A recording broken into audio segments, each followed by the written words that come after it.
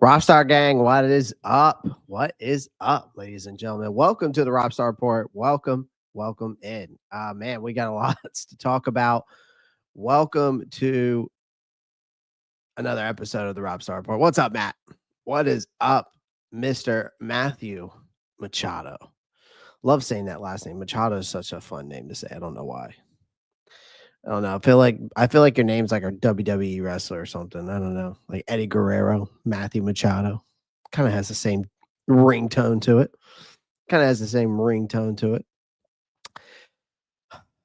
Adam Thielen getting traded. Can't say I'm not surprised. Can't say I'm not surprised. I told you guys. We knew it was coming. It was just a matter of when.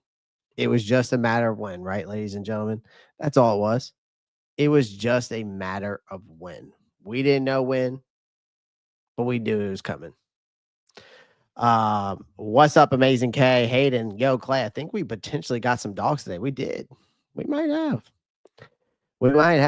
I know a lot of people are they playing for Jesus is just already coming in. Look at this man. Playing for Jesus. What are you doing? Just cooking already. Here's the thing. Panthers day one Panthers fan just got a free one. Pork Chop just got a free membership. Joshua Lilly just got a free membership. D Davis just got a free membership. DQY Lynn just got a free membership. So shout out to our guy, Flame for Jesus, who comes through every single day, blessing the channel. Shout out to him. Thank you so much for continuing to do it. That as we go through this episode. So shout out to Flame for Jesus for that one. We did get some dogs today. We'll dive more into that maybe a little bit today. I'm really going to try to hold off on any of the waiver wire claims because tomorrow night we have a big show. Tomorrow night, 8 p.m. EST, right here on the Robstar Report. We're going to have Dunk on Demand, an unnecessary bluntness. He's going to be on the show at 8 p.m. tonight. We're going to be breaking down this trade. Even though I'm talking about it today, but I want to get his insight on some things. So we're going to have him on the show, give us some insight. If you follow him or on any of his social media, you know he's a big time content creator within the space of the Carolina Panthers and, of course, the sports world. I mean, I don't know if he does that on as his job or what, but I know he's very active in that space. So 8 p.m. EST tomorrow night, right here on the Rockstar Report. We will have unnecessary bluntness on the show. So shout out to Dunk. So make sure you guys tune in tomorrow night, tomorrow night at 8 p.m. Bro from the Broncos is pretty good. I told you guys he was a potential target for me. Today, last night, man. He was a potential target for me, honestly. I guess the Hunter Renfrow signing is not happening since we claimed a wide receiver from the Rams. It seems unlikely now at this point, Amazing K. Again, when we talked about here was my initial thoughts yesterday about how this whole roster breakdown, Amazing K. Like when I look at that 53-man roster, right? Dave Canales was dead serious about special teams. That's the biggest headline, right? The biggest headline yesterday was Hunter Renfrow being gone. And so he was drawing up, and the thing is Renfrow was drawing up glowing reviews from Canales. Now, offensive coordinator Brad Easy, quarterback Bryce Young, and even defensive back JC Horn for a moment looked like that they felt like that Hunter Renfrow would carve out a secure role here. But then then reality hit is that he doesn't play special teams. Like, yes, he can, but maybe Canales probably didn't see it from him as much as he saw from a David Moore standpoint. Maybe he didn't see it from him from a Jimmy Horn standpoint. Now, Bryson Tremaine, that's a different story. I think Bryson Tremaine probably has contributes into it, but he's not much of a guy who's a returner. But they like the potential more. Now, I think also for Hunter Renfrow, it did not do him any favors being out so long on that hamstring issue, right? So basically, Canales' world, that's practically a death sentence for a wideout when you're not playing, on special teams. So I think his fate was sealed because they decided to keep David Moore. They decided to keep Bryson Tremaine. They decided to keep Jimmy Horn Jr. And that's the back half of the receiver. None of these names are remotely. I don't think none of those names are as remotely polished as Renfrow when it comes to route running. They bring value in kick coverage, punt return units, or both. And Renfrow, he just didn't log a single special team snap all season long. He didn't. So I think Canales, warned us that this was coming months ago, right? And even back in June, he bluntly said the wide receivers who can't help on special teams would have a hard time sticking around. So again, the message was delivered. He enforced it. And, here's the thing. Renfrow may circle back to the practice squad somehow. Maybe. I doubt it now at this point. He's talented enough to me. I think that he could be a nice insurance policy. But as of today, his lack of versatility pushed him out the door. And that's just all in all seriousness, ladies and gentlemen. That isn't just all seriousness. That's the way I look at it. At least from a Hunter Renfrow standpoint. Hit that like button. Ken AA came in. What is up, man? Playing for Jesus with another one. We got Hendon Hooker, Clay. Glad to see him in Carolina. He is practice squad. We got the man back home. Hey, I wanted Hendon Hooker was another guy for me. It was him and Huntley. I wanted either Snoop Huntley or I wanted Hendon Hooker to be a guy to come in here in the practice squad. Who knows? Maybe he could push Andy Dalton for that backup role. Who knows? Maybe Dave Canales can revitalize his career. Huh? Maybe. I mean, that's what Dave Canales is known for, right? That's what Dave Canales is known for, ladies and gentlemen. So I love the Hendon Hooker pickup. And I'll dive more into him here shortly. Will Hooker take the starting spot from BY9? Oh my gosh. Fade Knob. Appreciate the $1.99 donation. Again, shout out to Flame for Jesus for that $5. But Fade Knob, do I think he's taking a spot from Bryce Young? No. I'm sure there's some people out there that believe that, but that's not happening. It's not happening. So who are we cutting from the DB room for this Mathis spot? I mean, let me see.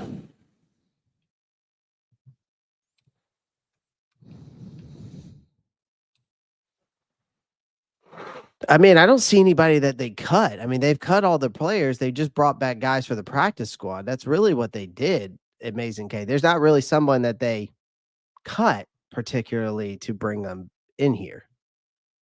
So you know what I mean? They didn't particularly cut anybody. So I'm just saying, I don't, I get what you're asking, but this is all about practice squad now. They're not bringing anybody in here. They're not cutting anybody anymore. They already made all their cuts. They can't. The cut day was yesterday. Now, who they've cut to replace some of these guys? I know they cut Jaden Crometti today. I know for a fact they waived Jaden Crometti today. Which they cut him. I don't know who else. I don't know who else they waived today. I know that they waived one of the big names was Jaden Crometti. They waived him. Which then after the waiver claims, they went out, got Dale Vaughn, Campbell, and cornerback Damari Mathis. So they did do that. So that's at least from my understanding. So they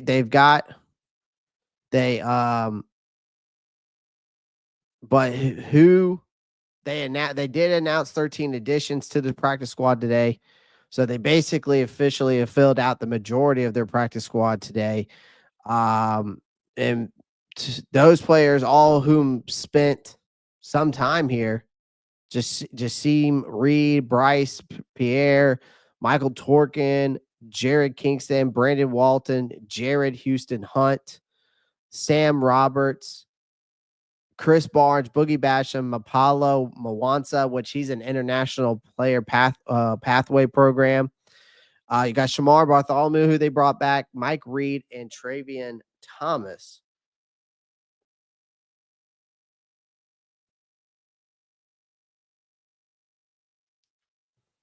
So that's what it looks like as of right now.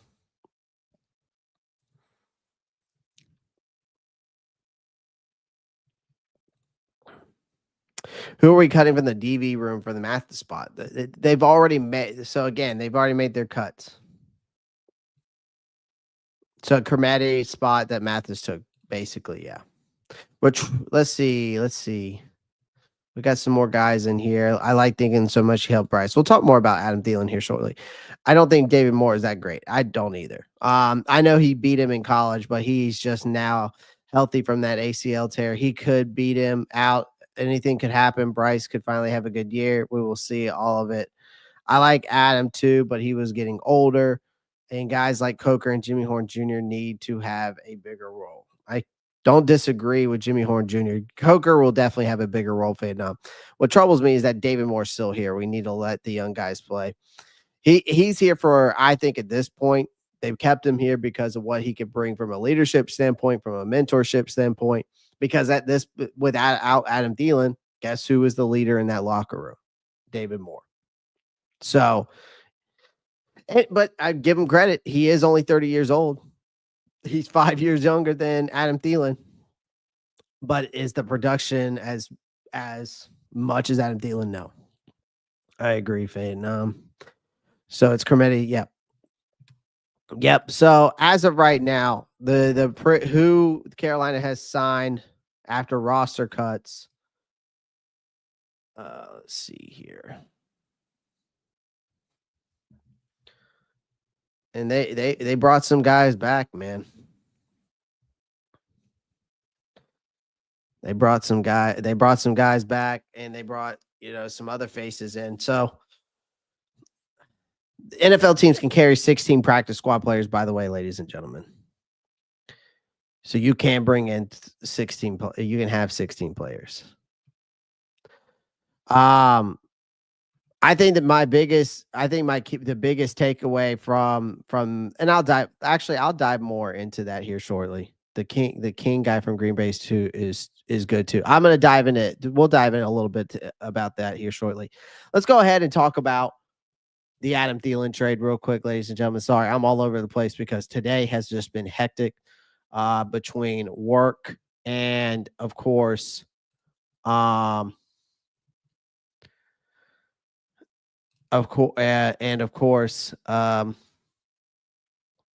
with everything that's going on in Panther world with all these moves that's going on. So give me 1 second here. I'm going to pull up what I wanted to pull up here real quick in regards to Adam Thielen. I want to go ahead and pull that up.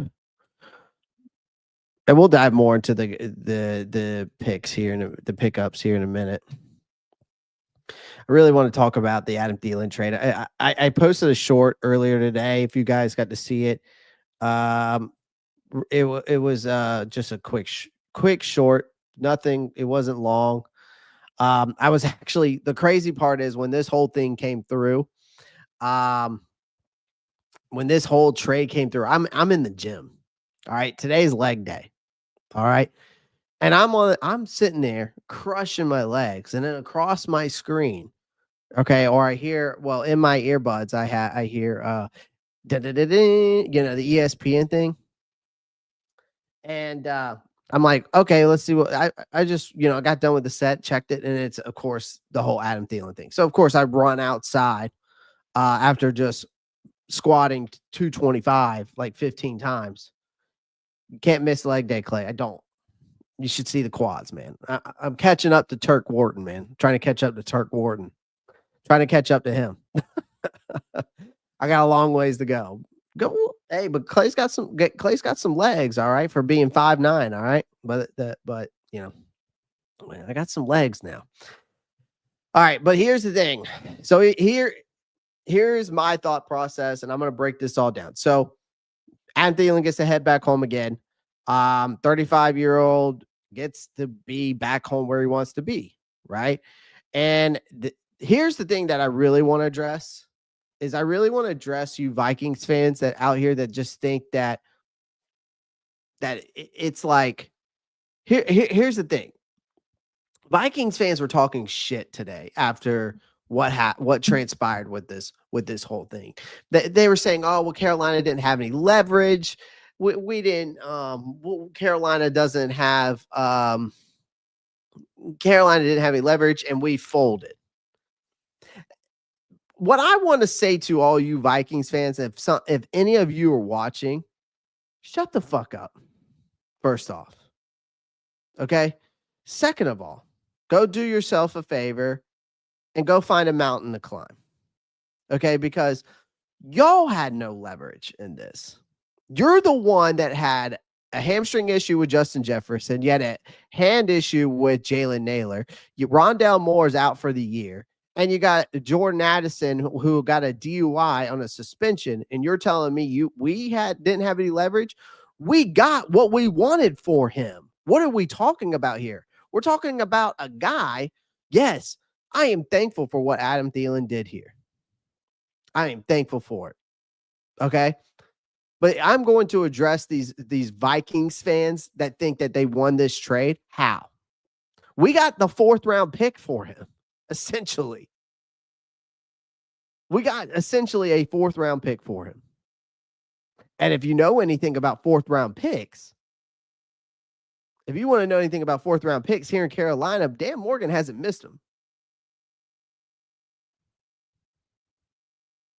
Okay. So the leverage was you had no leverage. We didn't fold. We actually got more out of Adam Thielen for a 35-year-old wide receiver on his last leg. We got more. We got a 5th round pick this year and a 4th. So what are we talking about here, Vikings fans? If anybody didn't have any leverage, it's you. You're the one who needed Adam Thielen. We didn't need Adam Thielen. We had 12 wide receivers on the roster. And you're telling me that we didn't have any leverage and that Dan Morgan folded? Are you out of your mind? Go check the stats again, my guy. Check the stats again. Leg days every day, Clay. No, B.A. Most leg day is not every day. It's twice a week for me, but it's not every day. The middle linebackers concern me a lot. They are key to stopping the run in this defense. Yes, they are. I totally agree with you, Flame for Jesus. Shout out to you for that $10 donation. Once again, the defense is my biggest concern right now. We didn't do enough there, in my opinion. I think we did enough from the defensive line standpoint. I think we did enough from the edge rushing standpoint. I think that we made some moves for the corner room standpoint. But the middle linebacker room, yes. Flame for Jesus, I agree with you. Because here's the thing that I have to say to that. And Flame for Jesus, you may have heard me say it before. There was no plan B for knowing the fact that they weren't going to re-sign Shaq Thompson. There was no plan B. There was no insurance policy for him. There was no insurance policy for Josie Jewell, knowing for the fact that he had these symptoms going on and they did not bring somebody else in. I mean, you can't tell me that is not an issue. So I thought we had a great offseason from a draft to from some free agent standpoints. The one thing that we did not address well enough, and I agree with you, is the middle linebacker position. So yes, it is still a concern for me. But again, this 53-man roster, ladies and gentlemen, is not done. It is not done. The 53-man roster it's not even close to being done. All right. None of this is done. But shout out to Flame for Jesus for a $10 donation. I really appreciate that. Appreciate everyone joining the live stream. Do me a favor, if you could, please hit that thumbs up button. It goes a long way. All right. Hit that thumbs up button. That's all I ask. Look at that. See, simple as that, ladies and gentlemen. All right. And then if we hit that thumbs up button 100 times, we can have a party. We can have a major giveaway just like that. You see the balloons just fly by like that? we can do that. All right. So shout out to Flame for Jesus with that $10 donation. All right.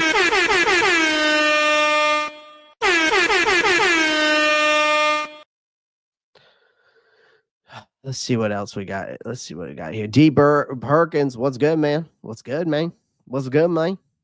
If you were gonna cut Renfrow, then keep Thielen. If you're gonna trade Thielen, then keep Renfrow. I just don't understand. I think we'll miss Thielen during the season. We'll see, Dad Pepper. We will see. We will see. At this point, it's youth movement, and we might as well embrace it. We netted a 4th-round pick and Adam Thielen plus, yep, $7 million in cap savings. Yep, we did. We saved $7 million in cap savings from that trade today, by the way, ladies and gentlemen. So, again, that means we have over $40 million, close to it. I think it's close. I think it's probably around 39, but I'll have to double check. We might have to go check over the cap here shortly. Let's see where the cap space is at. But it's time for the young studs to sign. Yep. Youth movement in Carolina. That's what's happening right now, ladies and gentlemen. Chuba is a 4th-round pick. Jadavion Sanders is a 4th-round pick. Trevor Etienne, if I'm not mistaken, right? 4th-round pick. How many? Who else was a 4th-round pick? Was Lathan Ransom a 4th-round pick? Who else was a 4th-round pick that's a stud? We got some guys in the 4th round now.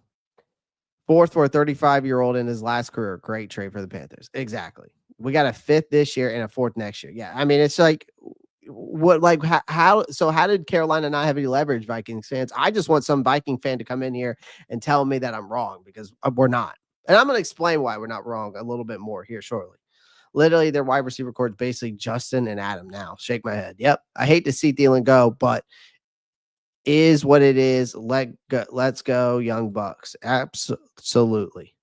I'm glad we at least got Chris Barnes on the practice squad. We did bring him back, D Perks. That is true. Say it. Talk to him. Absolutely, hatred. We're going to let him know. Sir, Aces of Spades says, I think we get Hunter back. We'll see. I don't, but we'll see. Shout out Clay. What's up, Broski Bear? Broski, go handle those Vikings fans talking about Greg Hardy was the 4th. That's true. Vikings, go handle the Vikings fans for me. They keep saying, talking smack to the Carolina Panthers fan base, saying that, we had no leverage and Dan Morgan folded. I would say this was a great trade, no? But again, so here's the thing. We got a 2026 5th-round pick, 7th, 4th, 2027 7th, 4th round, 2027 4th-round pick. And then we get Adam Thielen goes to the Vikings. They get a conditional 2026 7th round, and they got a 2027 5th round. So basically, the condition on the 2026 7th round pick is straightforward. If Thielen isn't active, by the way, guys, so there's more to this. I think maybe some of the Vikings fans jumped the gun when they said we didn't have any leverage. If Thielen isn't active for at least 10 games or doesn't make the 53-man roster for 14 games in 2025, the pick bumps up to a 6th round pick. All right. Now, financially, I'm going to get into the financials real quick. Carolina does get some immediate relief. And so basically, to the reports that I'm understanding here, is that we're off the hook of $7 million owed on Thielen's contract. Minnesota will now pay his $6.25 million base salary and his $750,000 in per game bonuses. So the Panthers have already forked over 1.75 in the roster bonuses, but that's a sunk cost. So Carolina we clear up cap space. We still walk away with the equivalent of a 4th round pick for a veteran on an expiring deal. To put it bluntly to you Vikings fans that thinks for some reason you won this trade, you didn't. And you know why? Because again, you trade a 4th round pick for a veteran on an expiring deal. You know who's good? That's called, for us, that's called good business for us. Okay. Because here's the thing, ladies and gentlemen, Thielen joined us back in 2023 on a 3-year deal, fresh off that Minnesota exit. Right. And then over in 2 seasons, he did exactly what I think a veteran should do, right? Especially on a struggling team at the time. He produced consistently. He led the Panthers in receiving in both campaigns. He had over 151 catches. He had over 1,600 yards. He had 9 touchdowns. That's no small feat, considering we had with the whole quarterback situation. You got a rookie, and then you had Andy Dalton go in, right?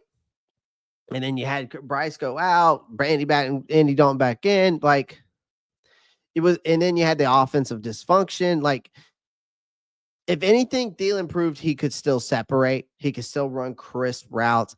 He can still be a security blanket. But Carolina wasn't in this business, or isn't in the business of nostalgia anymore. We are in the middle of a full-scale youth movement. And everybody who's a Carolina Panthers fans might as well go ahead and get on the youth movement train. Okay? Choo-choo, it's coming. All right? Or get off the tracks. All right. So Thielen's presence, again, I got to give the guy credit where credit's due. Productive as it was, didn't fit the direction we were going. I'm just going to put it bluntly for you guys. Like, the Vikings perspective is, it makes sense for them though, because Thielen isn't a wide receiver 1 anymore. Now, he doesn't need to be, because he's in a wide receiver corps that is headlined by Justin Jefferson, Jordan Addison, giving JJ McCarthy, right, a steady, reliable third option. Maybe that's the reason why they wanted to bring Thielen in, for the development of him. Again, Thielen brings in leadership, familiarity with the system already. This is the obvious PR win of a hometown hero return storyline. We know that. This is a low risk, medium reward move for a team still chasing relevance in the NFC North. Now, here's the new reality, is now you welcome in this youth movement in Carolina. You got Tedero McMillan, first-round pick, rookie this year. Xavier Legette, right? Second year, first-round pick. Jalen Coker, second year, undrafted free agent. Jimmy Horn Jr., rookie, 6th-round pick. Bryson Tremaine, second year, camp standout. David Moore, the lone vet, entering his 8th year. So the average age is 24.3 years old. If you excluded David Moore, it would be 23.2. So to translate what I'm saying here is that the Panthers are all in on the young legs. Again, you got McMillan, 8th overall pick this year. He's expected, obviously, we expect him to be Bryce Young's new safety blanket, right? I think Coker showed flashes in the slot when Thielen was sidelined with that hamstring injury last year, and now he'll get a legitimate chance to prove he can carry a big role. Legette, meanwhile, is still more projected, more of a projection, in my opinion, than a production. But again, I think Legette's route running ability is very underrated. I think he's still a guy it's his ball or nobody's ball. I think he's a guy that can take the top off of defense as well with his speed. Again, he ran a 4.39 at 40. All right. So again, I think that with those 3 guys, I feel comfortable enough with that. Now, is it risky? Yes. But it's intentional, because we're taking our balls and betting that the reps for this young core matter more than the short-term stability. Okay. That's the thing. Like that's what we're getting at here. Let me get to some of your comments here. Jalen Coker's going to go off. Absolutely. It's breakout time. Any surprise cuts? I'll dive more into that. Good trade for both. Yep. I was talking to Vikings fans earlier, not for me. If not, do you think he goes back to the Raiders? I mean, I've heard the Raiders want him back, to be honest with you. I've heard that. Thielen taking a discount to go to the Vikings. Yep. Thielen's happy, though. I'm happy for him, too. Exactly. Linebackers are concerned. This is still the most talented roster we've had in a better part of a decade. This is true. It's like the Mingo trade. I know. So crazy. I still can't believe that trade. I mean, Amazing Gay getting what we got for Jonathan Mingo is just wild. Thielen was intended to be a short term with the Panthers. He's ready to retire. So it just worked out, him going back to Minnesota. Absolutely. The young core fire. Absolutely. By the way, Clay, nice NFC South roundtable show. You definitely represent us. Yeah. I had enough with, it's really just Berto. All right. I had to get on Berto yesterday. All right. He's been talking too much ish. Okay, Amazing K. I had to give Berto his medicine. All right. I gotta get it. Had to give him his own medicine. TJ, that's my guy. All right. TJ, me and him, we kind of see it the way we see it, right? We're both realistic. Okay. And then you got Mr. Bucks Nation, James. He doesn't really get on the Panthers as much. Really, he gets on Berto and TJ a little bit, but not he doesn't get on me that much. But I don't know. I don't know. This season is important and training wheels need to be taken off. I know who you're talking about. We all know that, Kirsten. Ransom was 122 pick. Okay. We are loaded young talent on this offense. Absolutely. Rob Star, let's go. What's good, Dom 34? Prove it season. However, it works out with our quarterback. I'm excited with these wide receivers for sure. Shout out to Kristen Butler.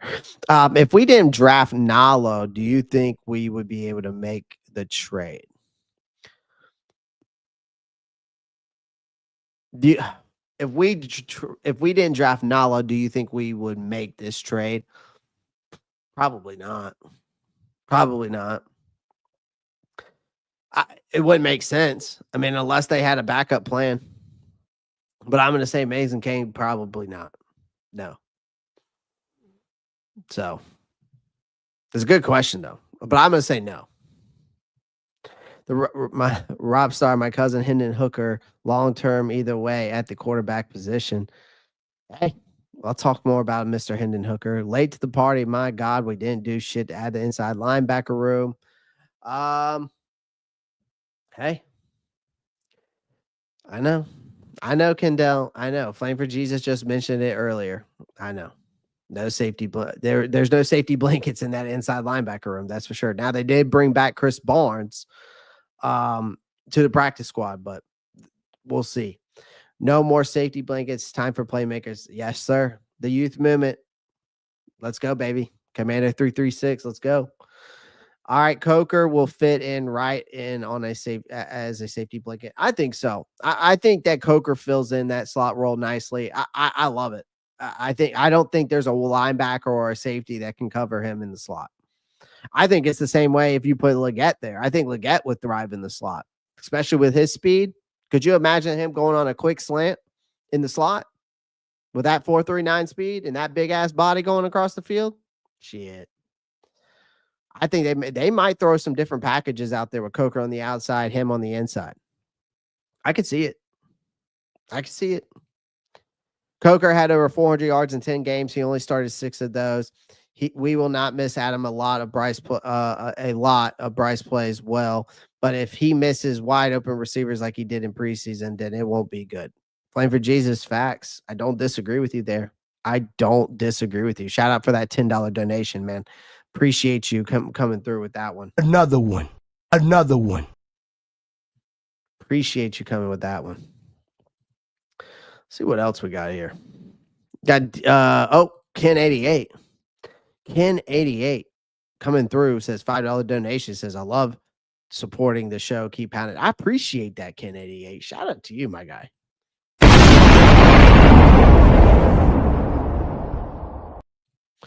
Appreciate you with that $5 donation, my guy. We good. We have Hendon Hooker now. See, yep. I want Chris Paul Jr. for the inside linebacker. I do too. I love that move. 10 wins, 10 Panther wins loading. Love to see it. We should get Muma from the Jags to boost off an inside linebacker. Yeah, Muma is an interesting one. Chad Muma is an interesting one. Amazing guy. I will say I think Muma, he got kind of buried in that Jacksonville's linebacker group. I mean, he is exactly one of the players I think we would need. He's he's very disciplined. He can actually hold his own in coverage. I like that. I think that's something this defense has struggled with in recent years, especially in that inside linebacker room. I don't think he would just be a body. He'd be a part of that rotation, I think, right away.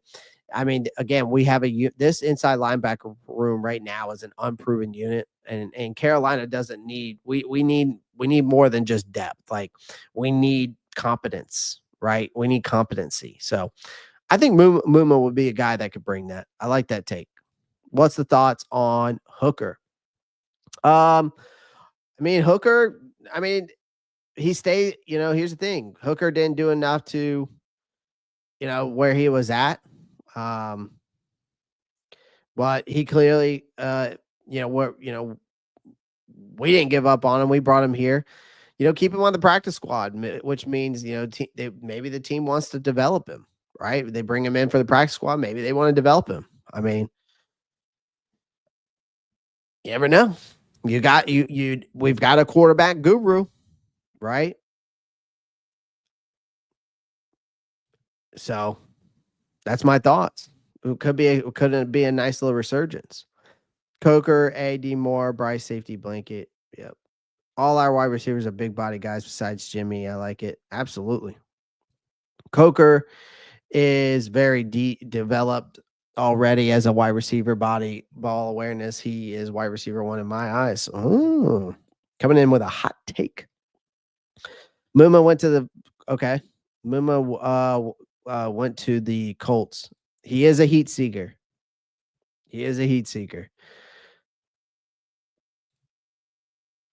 Yeah, he's not, unfortunately. My bad. If you already covered, feel about letting Kermetti go for a PS wide receiver. I'm shocked we didn't bring back Hudson. You know, here's the thing. I think this is what this front office is doing, Kendall, is it's that what they've done is it's buying them flexibility without clogging the 53. So for players, it's a foot in the door. For some of these guys, it's a paycheck, a chance to cover they belong. I think for us fans, we need to just temper our expectations because most of these names I don't think are going to be starters, but every season at least maybe one practice squad guy turns into a contributor, right? Think about like a surprise wide receiver 4 or a rotational pass rush or an emergency offensive lineman who sticks. Like that's, but Jaden Crometti, it is what it is. He obviously didn't do enough. Again, it's all about production. You got to put production up on the field if you want to get anywhere. Big time target for sure. Coker gonna cook. Absolutely. It's Coker season, baby. All of us are Coke heads here. No pun intended, by the way. Let's talk about more about this trade real quick. Okay. Now I know there's this whole thing. Okay. Here's the whole thing about the whole Renfrow question. Could they bring him back? Here's the thing. They cut him right before the 53-man roster. And I think Thielen gone does that crack the open a door for a reunion with Renfrow? And it could still happen. Who knows? Because again, like I said, this is not done. Like this 53-man roster is not done. This is just an initial 53-man roster.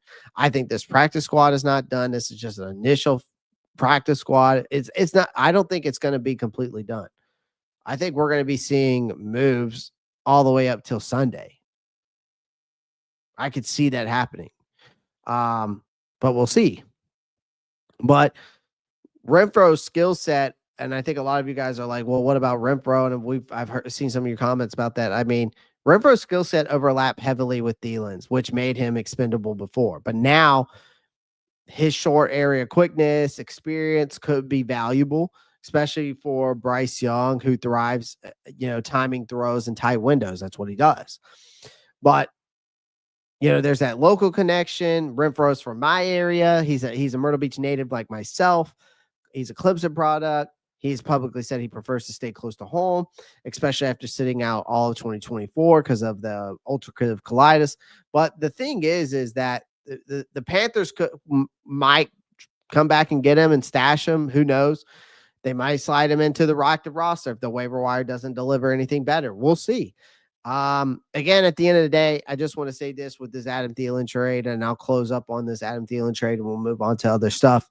But I think this trade is a rare win-win-win in the NFL. Like Thielen, here's the thing. Thielen gets his homecoming, one more run with the team that it made him. The Vikings get a reliable depth for their wide receiver core that suddenly looks more. Now they've got that boost. We get the draft capital. We get the cap space and a clearer path for this youth movement. Plain and simple. Plain and simple. Right? So that's the way I look at it. That's the way I look at it.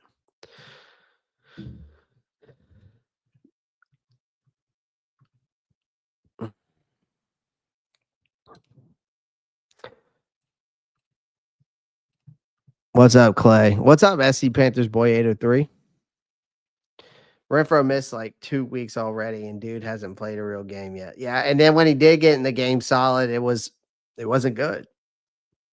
I mean, he was okay. Crometti was a Dan Morgan pick. We will see how many are left here in the next few years. This Tillis draft was much better. Yep. We coming in time. Cheap Coke at that. Let's party. That's awesome. Playing for Jesus. Okay. The Prowling Veteran Podcast. What's good, man? What's up? Appreciate you joining. All right, let's go look. I'm gonna stop sharing this real quick. Let me go find the list of what we got here. We'll look at this list. Let's pull up this list real quick.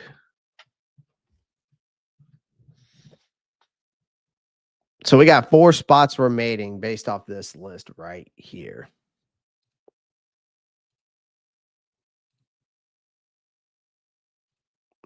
Based off this list right here, this is the list that we've got. Okay, so we've got 4 spots left.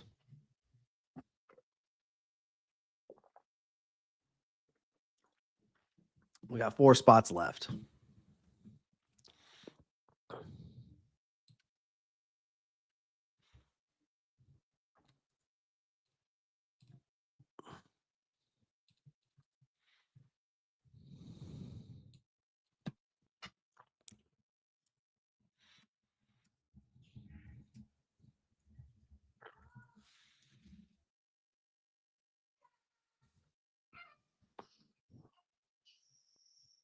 Sorry about that. Excited for T-Mac, X, Coker, and Jimmy Horn Jr. I just hope that Jimmy Horn Jr. gets more burn, ladies and gentlemen. I'll say that. I hope he gets more burn. I really do. I think he's a guy that you need to put in the slot as well. Or you need to put, I think he's a guy that can go up the seam and take the top off. So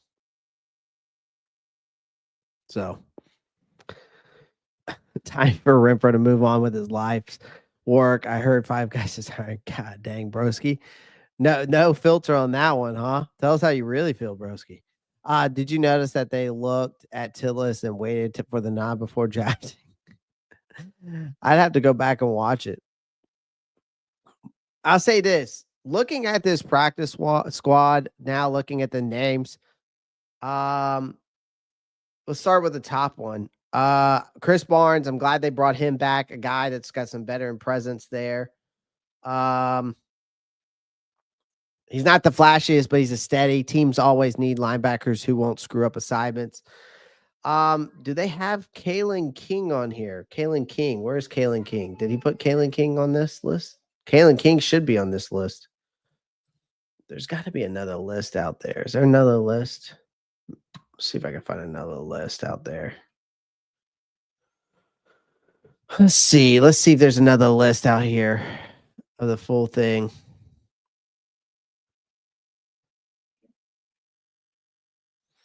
Trying to see if there's a full list of our roster of what we picked up, but I there's got to be one out here. Damn, Rashid Rice got suspended for 6 games. Fantasy owners, be careful. Let's see. Trying to see if there's a full list.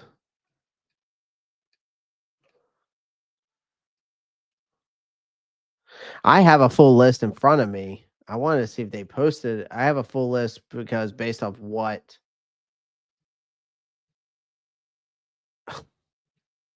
Look at this, guys. Barbecue chicken. Falcons are signing back to their practice squad. Barbecue chicken. Barbecue chicken. Barbecue chicken. That's what that is. Hold on. I got the full list right here. I'm about to pull it up. I got the full list on this other screen. Hold on. Actually, what I'm about to do is I'm going to tweet this list out. That's what I'm going to do.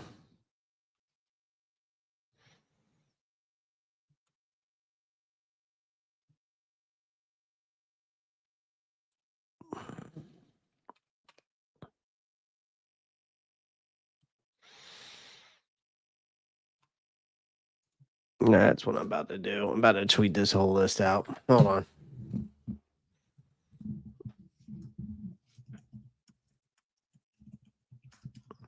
Because I just got the full list now. I just found the full list.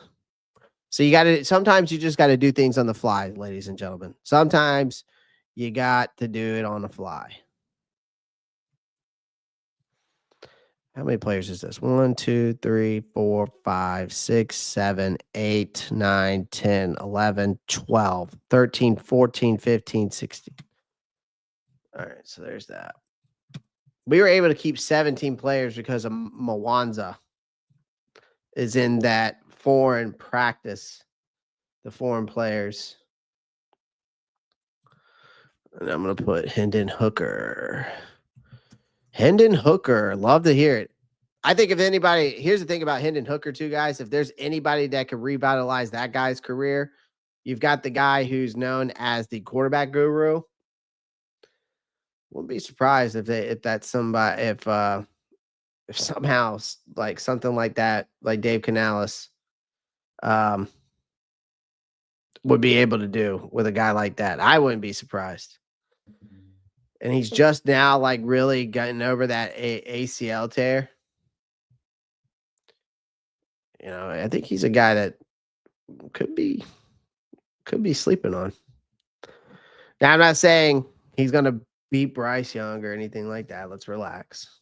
Hold on. I'm going to get to some of you guys' comments. I'm sure y'all blowing me up in there. Hold on one second. I wanted to get this posted so we have the full list. All right. All right. All right. There we go. I got that full list put together now. Just took some research. That's all it did. Tillis is the man. Carolina's conference is up. Conference is up. Has not started. Oh, press conference is up, huh? Sheesh. Here we go. All right. So there's your list. I don't think Shamar Rothman being on that list. He's getting cooked too much. Could be he's a developmental guy, man. I'm still worried about our safety room. Nick Scott's still there. Yeah, I know. Won't start for 40 minutes, I'm sure. Laugh out loud. I'm sure it's fake. Seen a rumor about Panthers getting Pitts. Kyle Pitts? Jesus. If that is something that does happen, I will shit my pants. But that would be nice. It's a proposed trade. Hayden, are you part of the Discord by chance?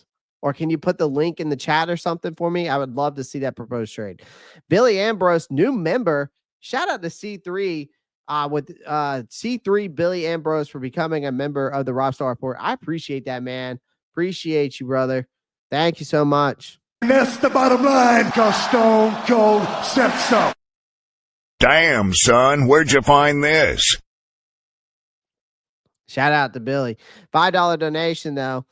To also, we got to give a shout out Flame for Jesus. He just continues to just absolutely cook the show up with that $5 donation.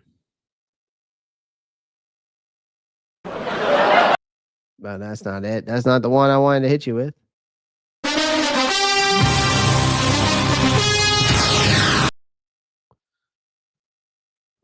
I need to see that. I need to see that report. Okay, let's go through this list real quick. Tre'von Thomas, safety.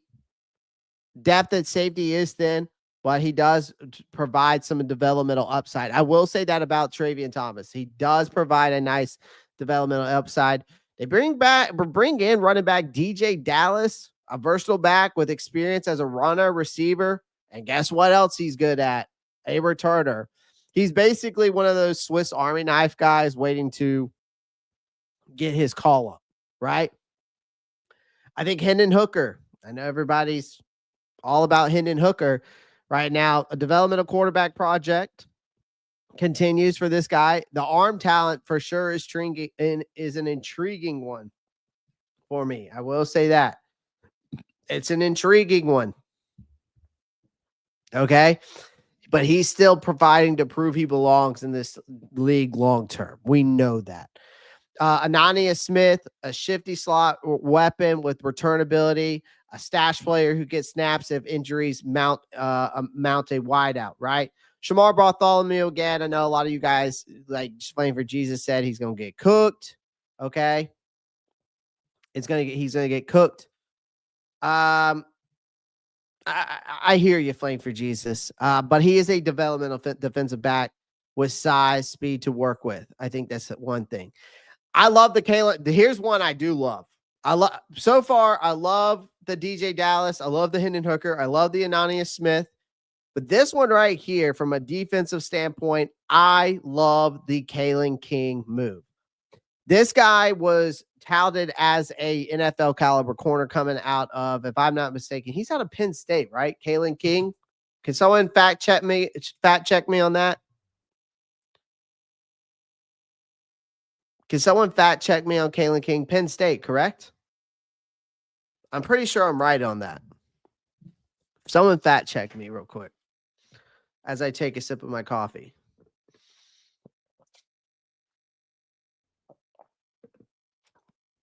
Can someone fact check me on that for Kalen King? I'm pretty sure it is Penn State. Let's look here. I'll do it. Good afternoon, Clay. Chat, what's up, Cyber? Kalen King. What a day. Kalen King, he is out of Penn State. Okay, I just got it. Thank you, Thaddeus. I just looked it up. So, Kalen King, Penn State. So, yeah. Again, like what he's doing. Could rebuild his stock here in Carolina. I think he's a guy that could definitely, as a corner, could rebuild his stock. Sam Roberts, rotational defensive lineman. He can eat up snaps in practice, push for depth. That's what he's going to be doing. Right. Boogie Basham. I think I like that, bringing him back as an outside linebacker. He's a former second-round pick. He just hasn't stuck yet, right? He did make some plays last year up in Buffalo, but Carolina's betting on untapped pass rusher potential, and I love that. Jaseem Reed, a raw wideout prospect with tools worth developing. You got Jared Harrison Hunt, a grinder in the trenches who battled for a future roster spot. You got Jared Kingston, offensive line depth is always a premium. Kingston gives the Panthers another body to work with in practice. Again, Mapalo Mwanza, again, that's a guy that's in the international player program thing, so he doesn't really count as a roster spot from my understanding. That's why if you count these names, it's 17 instead of 16, which is what you're supposed to have a practice squad, but he doesn't count as a practice squad, a roster spot or a practice squad player because of that international player program. So athletic project, I think he could blossom into something more, maybe with some coaching. Bryce Pierre, developmental tight end with length and blocking upside. Mike Reed, more of a secondary depth. Corners are like pitchers in baseball. You can never have enough. Then you got Michael Torkin, a young tackle prospect worth stashing. And then you got Brandon Walton, has NFL snaps under his belt, giving the unit some stability if, maybe hopefully nothing like that happens, but just in case, some disaster strikes. So that's the list so far. At least that's the one I've seen. If there's another list out there that if there's someone I'm missing, So far, that's the list I've gotten. So far, that's the list I've gotten.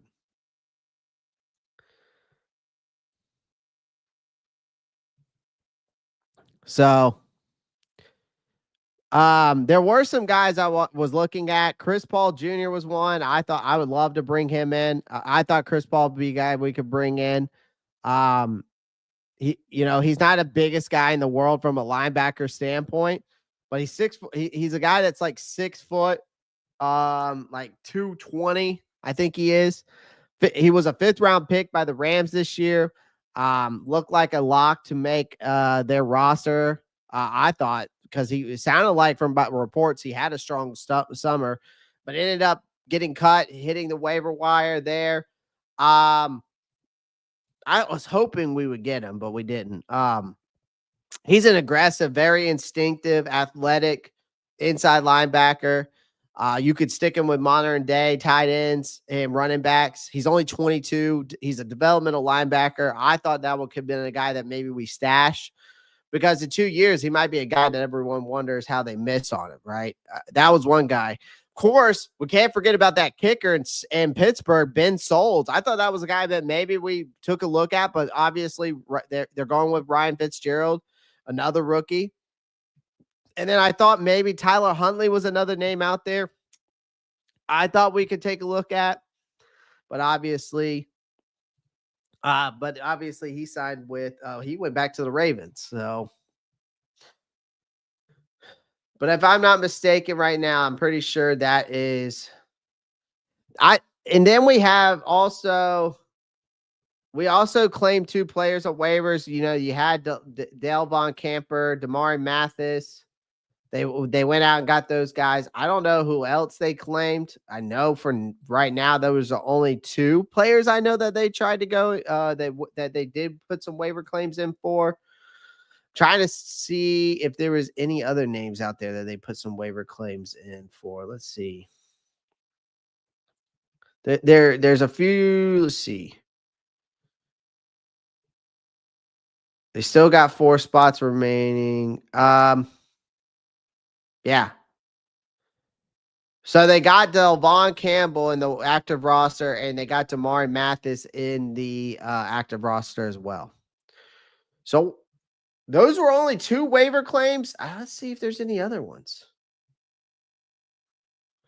Doesn't look like there's any more out there. Let me see if Mike Garfalo's put any more out there, because he was the one who was putting up a bunch of waiver claims.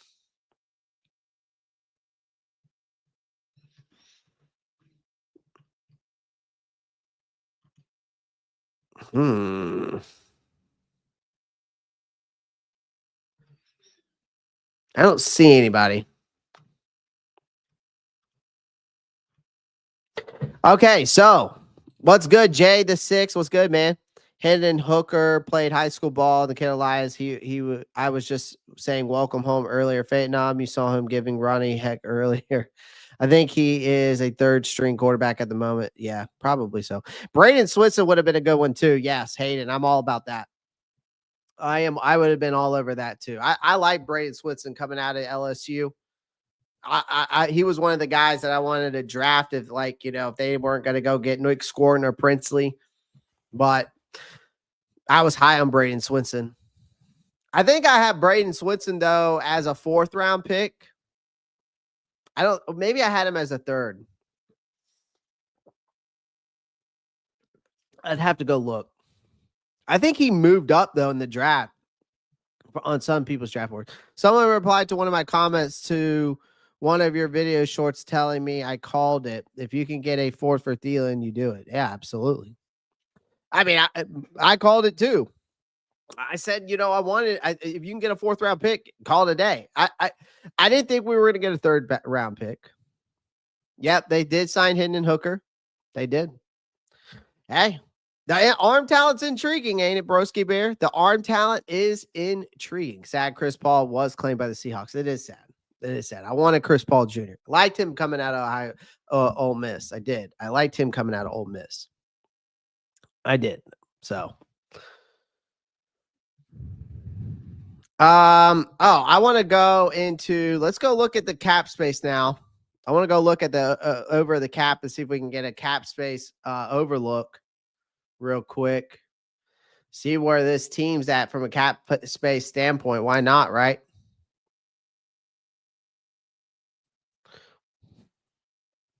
Broski Bear. Broski Bear, this, you know what? Jeez. Oh, my God.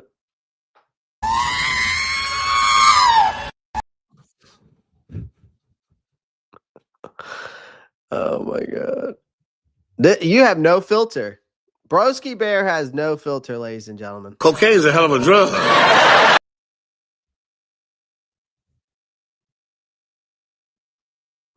Golly. Get out! Get out!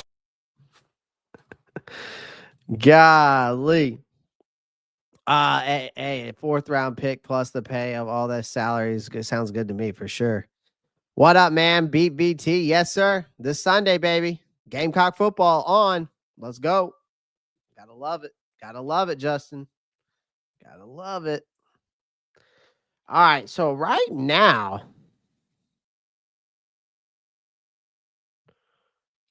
time to get Justin Simmons. I don't know about that.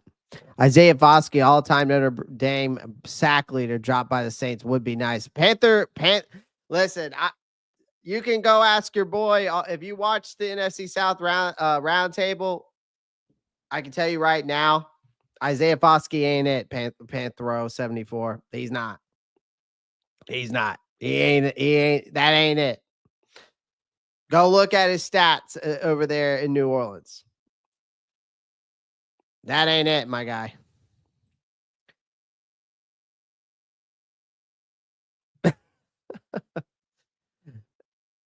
Oh, Boomer Sooner. I forgot about Hayden was a Boomer Sooner. Broski Bear, you ain't right, brother. I would know what to do with that comment. Sometimes it's best. Sometimes some things, though, Flame for Jesus are better left unsaid. I'll say that. All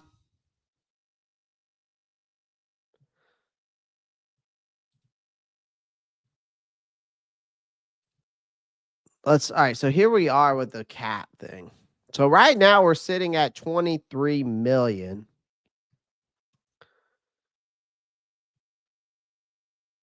They haven't updated the Taylor Moton contract though.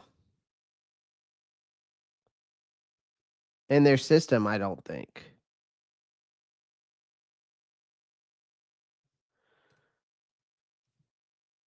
Because he just got his extension. I think they did the Adam Thielen thing, but they haven't done the extension yet. Because if you do the 12.96,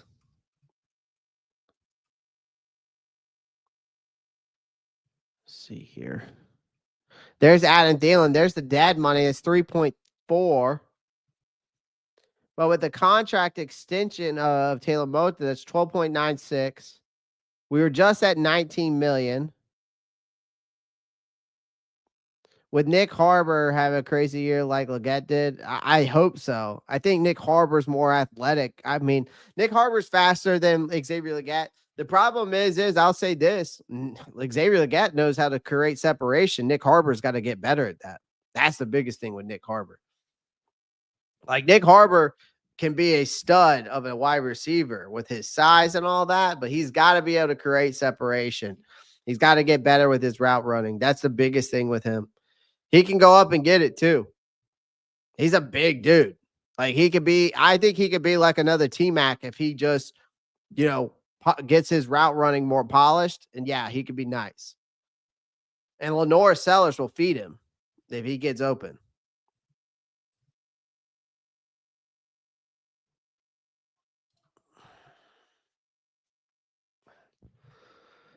He's fast as crap too. He is. 12.96 if you with the Taylor Moton extension, but it doesn't look like they've done over the cap hasn't changed it. Wonder if Spot Track does it. Let's see if Spot Track does it. Y'all lost a lot in the defensive side of the ball, but we gained a lot. We also gained a lot. We hit that portal hard, man. And we've really brought in a lot of, trust me, we lost a lot on defense, but we brought a lot back. We filled a lot of gaps through the transfer portal, and all this other stuff. They did good. They did good. And plus with the recruiting. I mean, Beamer's done very well. All right, let me look at this real quick. Cap space right now says it's 8. Cap hits 31. So if I go manage the roster, right? So they did the extension. Oh.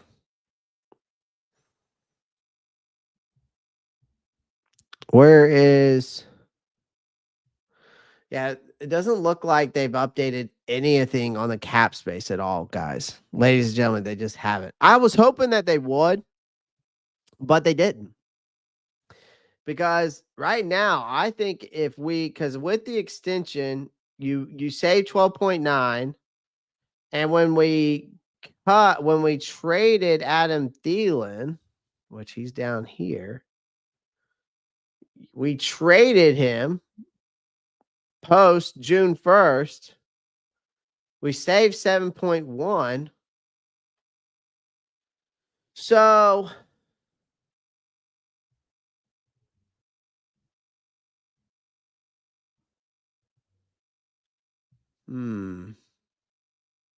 So I'm surprised they haven't updated it. So I was hoping that they would update the cap space, but I guess not. Because I feel like we should be around between 30. We should be between at least 36 and 42 mil. I think we're missing some digits in here. I could be wrong. All right, I need to go find this article about this whole Kyle Pitts that Hayden was talking about. Lose a Caleb Evans to bring in Renfrow, Ethan points. I doubt they do that. I don't know if they do that. I don't know. It could be. They could make that move, Ethan. I don't know, man. I don't know. I mean, they did bring Mathis in, so they could, but then they already activated another guy. They just activated another wide receiver. Yeah, Hayden, I gotta go find this. Bleacher Report, Carolina Panthers. Let's see. All right, let's see this. Vikings trade Thielen.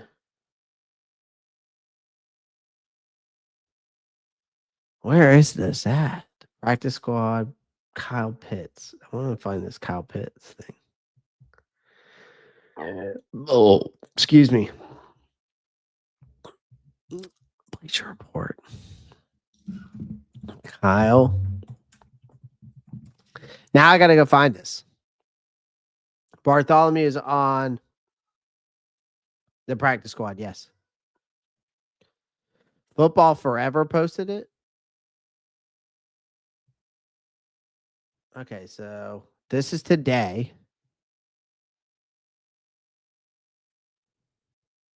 Yeah. But who IG post to? It's an IG post 5 days ago. Hey, yo, Football Forever. What are we doing? 5 days ago. All right, I gotta go find it. I want to see this.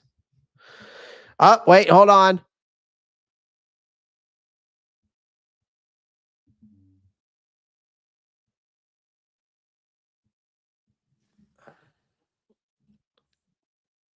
We need to go look at the inside. We need to go watch the press conference. All right, let's go watch the press conference. I'm gonna go ahead and put that on the screen. Let me go get that up, because it looks like we got a press conference going on, guys. Hold on, I'll come back. I'll come back to this here shortly. I want to hear this press conference though, real quick. with you guys.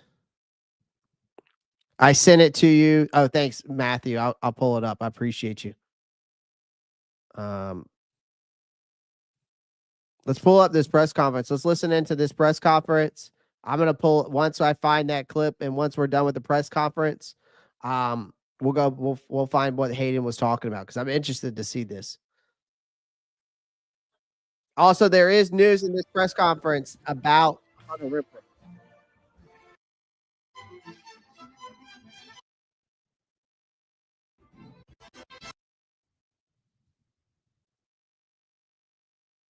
Reports like express all across this team, what it.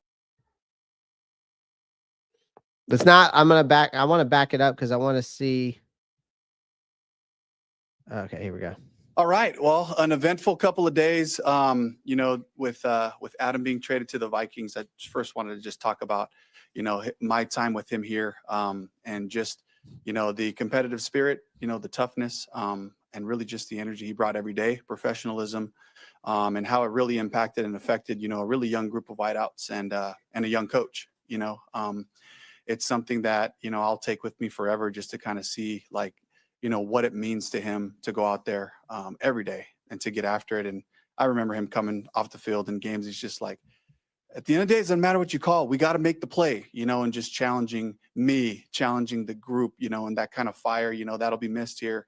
But, I think this was kind of a transaction that happened where everybody, we met in a common ground, all across the board. And so, it just happened to work out this way. And he and I had a long conversation today where, it's just like, it's about patience and it's about the right thing being done, and I think we come away with this in all of us, the Vikings, Adam.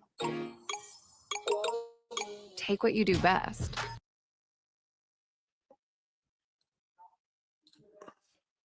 Did he express that desire to you? He never expressed that to me. I appreciate that about him. For me, it was like, he just couldn't wait to get back on the field. And he really kept it professional with me as far as just like, I play for you. I play for the Panthers. And so that's the approach he really took with me. And so that's the approach I took with him, and really up until, the last, couple of days where the conversation started to get more extended and we had to make sure we were all on the same page because this thing it might not have happened. You know what I mean? And we had to be able to be in a good place from a relationship standpoint where when we do move forward, we got to make sure we're moving forward together. And I felt like we were there. And then over the course of a couple of days and, Dan and Brent and the crew in Minnesota, working through this thing, we found a common ground.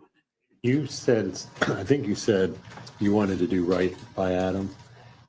We know what the Vikings gained. They needed a receiver. Adam wanted to go home. How do you guys benefit with this trade? Yeah, I think it's just obviously what was exchanged in the, just in the details of the agreement. I think that's going to help us for a team that we're building and for our future. So we feel great about that part. And then I think it's just that receiver room, that continued to impress me, in different ways. Different guys, and now the opportunity for guys like Jalen Coker, like Bryson Tremaine, David Moore, Jimmy Horn, these guys to step up and to find a huge void, a role that needs to be filled. And so, again, I think competition brings the best out in all of us, and here's another opportunity for us to compete for that. And we felt strongly enough about a young, talented group that we can do that. And I got to give credit to Rob Moore, who's really poured into this young group and really developed these guys, in the last year. And so, I just, Keyshawn Coleman is nonstop with these guys, and so I just really feel great about where that group is at. And I'm excited to see what comes out of it. Bryce really trusted Adam out there, and maybe his most dependable receiver the last couple of years. Yeah. What's the willingness to trade him say about where Bryce is? I just feel confident about Bryce's leadership. I keep coming back to that, but it really is, this is Bryce bringing guys together and making different attributes of our players, our skill players, speaking specifically about the receivers come alive, and the guys that have flashed, it's all on our film every day, and these are guys that Andy and that Bryce have learned to trust. And so it allows them to, get excited about where we're going. But at the same time, we know who Adam is. We know what he could have brought to this team, and so we know that he's going to be missed in that regard, but there's also an excitement for the guys that are here. You referenced the void that is now there now that he's gone. Can you specify exactly what it is that where you would like to see other guys step up? Yeah, honestly, so we added T-Mac. So there's another guy that we want to get the ball to, and he's going to have his specific role. And I think it really just comes down to who's going to make the plays. I don't have to get into specific schemes. Adam makes plays. He consistently did. Guys, there's over 46 people watching on YouTube. We have over how many people? We got over 48 people watching on YouTube, 76 people watching on X. If you could do me a favor, make sure you drop a follow over there on X and like the live stream.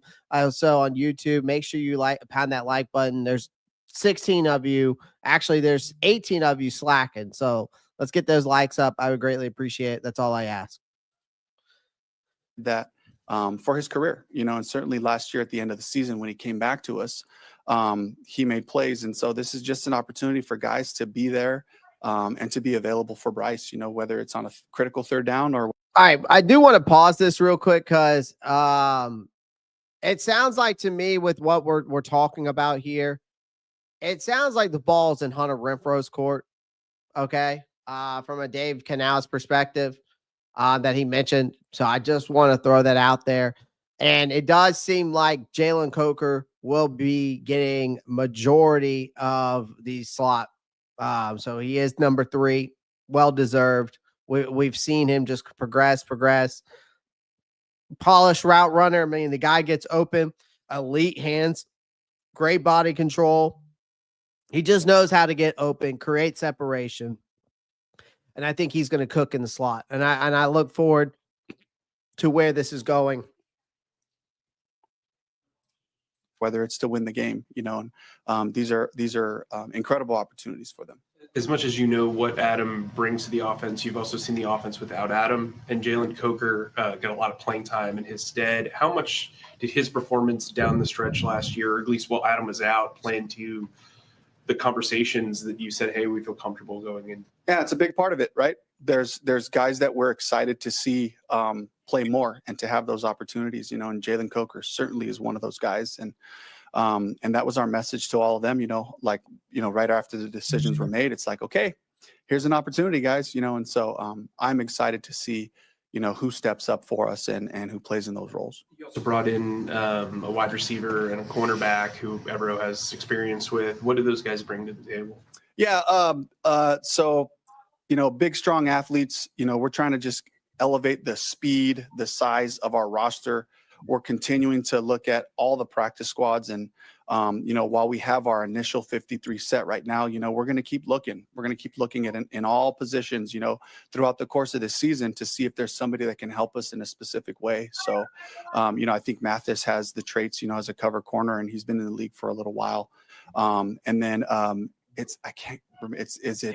Yes, Campbell, but is it Delevon Campbell? Yeah. So, but he's a guy that flashed as a gunner, and he made some plays down the field. He's got great speed and size. This is a fantastic player to be able to work with. And his physical ability will give him time to develop as a wide receiver. I do think he's a raw receiver right now. So, but again, he comes into the group and he gives us another element of speed to be able to work with. What went into the decision to leave Renfrow off the 53, and have you all offered him a spot on the practice squad? We've been in constant communication with Hunter since yesterday. He's talking to his family. He's talking to his agent, and we're all just kind of, we have a couple of things on the table for him, and we're just going to keep taking kind of one day at a time and see where he's at, and I just felt like, towards the end, like the last stretch of what I saw, I want to be able to count on Hunter to be as good as he was the whole time. And I just saw some peaks, and then I just saw some dips also in terms of his performance. And I just felt like, in fairness to the whole group, in fairness to the team, I wanted to make sure that he knew, I want to be a part of your future. I don't think right now is the time initially for this team. And so he just kind of said, I have to think about what I want to do. And so we're in communication right now. We're going to kind of take it day by day and see where we're at. And this is a pretty young wide receiver room now. You touched on this a little bit, but y'all have been very developmentally minded. How much does that help you absorb? So there you go. So like I said, for Hunter Renfrow, the ball's in his court for him to come here. But, they saw some dips. They saw some good. They saw some bad. Right. I mean, he's coming off, coming off this ulcerative colitis disease. He's just got himself his weight back. Right. Him getting used to the hits and getting back into wide receiver shape. It's going to take more than him just going out there. It sounds like to me. Maybe my expectations were too high for him, but it sounds like to me that, you also got to learn how to take the hits again, and your body's got to get used to that. And that's just, it's not like, my body aches at the age, I'm 33 years old. I work out, but my body aches just getting up out of bed sometimes. Right. I mean, I'm pretty athletic. I work out almost every day, at least 5 days a week. And trust me, there's just days I'm out of breath sometimes. I mean, I hate to say that. Am I in the best shape in the world? No, but I'm in pretty good shape. So that's probably the reason why you saw the dip, probably why Dave Canales probably saw the dips in his performance. Like, you're talking about a guy who's 29 years old who took a year off. I mean, it's going to take time. So it sounds like the ball is in his court if he wants to come back here. It sounds like that we would open him back up with open arms. So, like I said.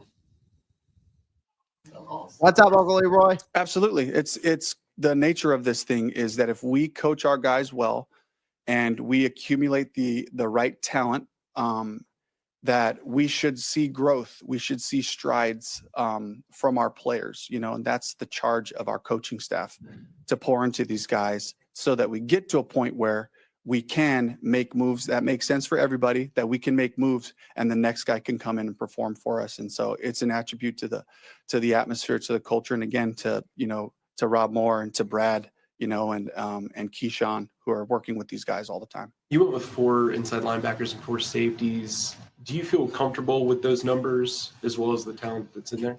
I feel comfortable with the guys who are here, but again, we're going to keep looking all across the league. And, transactions happen weekly, and these rosters they're not set in stone by any stretch. And so we're going to continue to see, based on the film that we watched and where people ended up, to see if people can come in and help us. And the premium is going to be on special teams. Are these guys that we can count on game day, who have the attributes that we can develop as coaches from a positional standpoint. Dave, back to the wide receivers for a second. Bryson Tremaine ultimately made the team. Yeah. Can you explain why you thought he was deserving of the spot? And is this a trend of this front office saying, hey, if you perform in training camp, you get your chance to do it? I think it was the whole body of work for me with Bryson.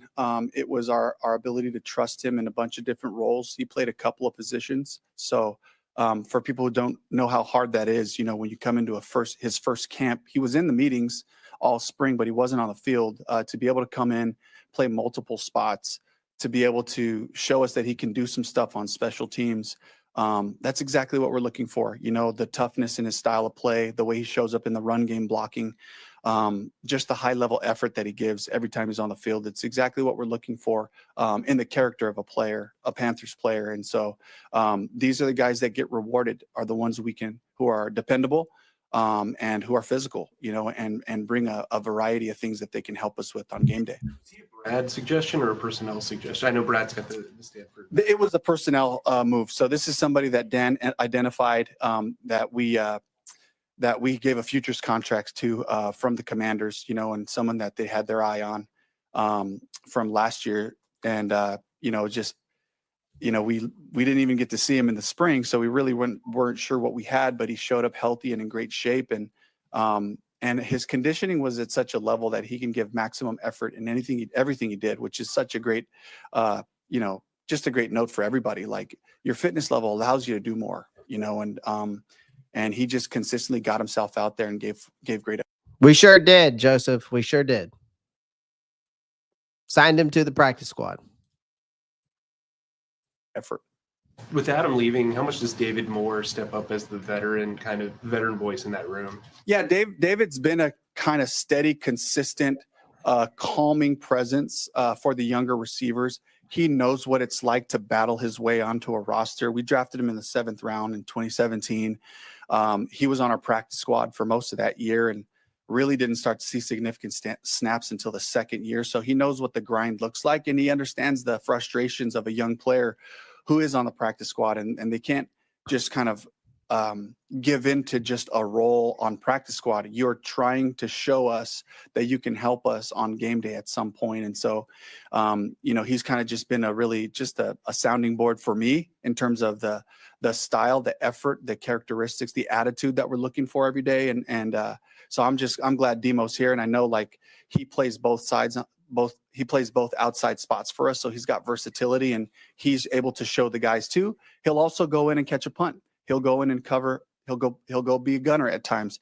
He'll cover a kickoff at times, and just the ability to learn more, to be able to do more gives you a chance to develop and make plays in this league.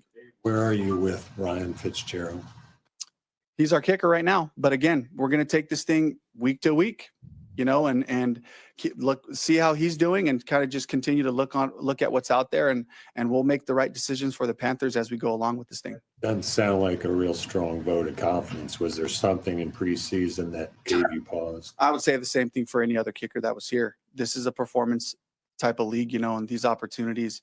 There are so many guys out there that want these jobs. There's more kickers than there are spots, on the 32 teams. And so, again, it's that competition, and this is a good moment for him to take advantage of this opportunity that he has.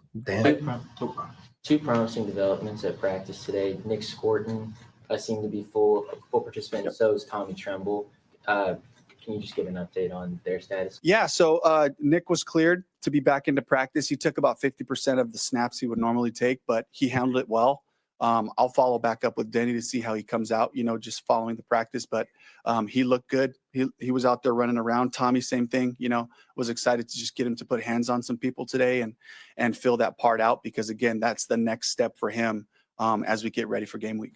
And Icky Kwanu. Yes, so Icky had an appendectomy. What? So he had appendicitis. He wasn't feeling good. And then ultimately went to the hospital, and they said, all right, well, we got to do surgery here. We have to remove this. And so he had his appendix removed. He's day to day. Well, that's big news. That's just big news that just broke. At least this is the first I've heard of it. Apparently, wow. Appendicitis.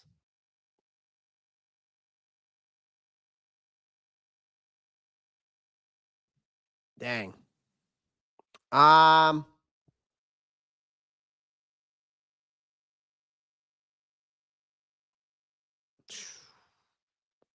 So Bryce Young is possibly, so that means that Bryce Young could possibly going into his third season without his starting left tackle, who had his appendix removed on Sunday. And he's day to day. What?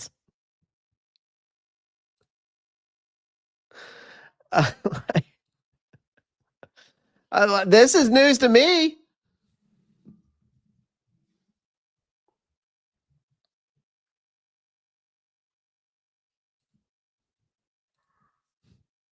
This is news to me, ladies and gentlemen. I mean, wow. We've seen these things turn around in a little over a week. They can be longer, just depends on each individual body, how you respond to the surgery, how your body heals the right way. So he's going to be day to day, all the way up until. Sounds like, so that means they're probably going to work out. That means that probably, if that's the case, I guarantee you Brady Christensen's going to be getting reps at left tackle, and it's probably going to be Josh Nishman, right? It'd probably be Josh Nishman who gets reps it would be Josh Nishman and Brady Christensen who's going to be getting reps at left tackle if Icky's not. Geez, Alou, man. All right, let's continue.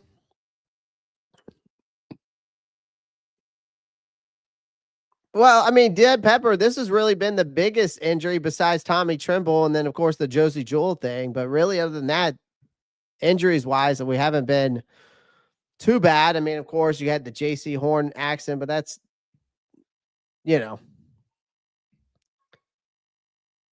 it is what it is. Squirtin is concerning. Yeah, he's 50% as of right now. Snap. I mean, he's playing 50% of his snaps, which means that there's progress with his collapsed lung, which is good. So it's not. I mean, again, I think he'll be fine. Did he say anything regarding Renfrow, or is that not even a thing now? No, it sounds like to me that the ball's at Renfrow's court from Dave Canal's perspective. Like they've been in constant contact with Renfrow.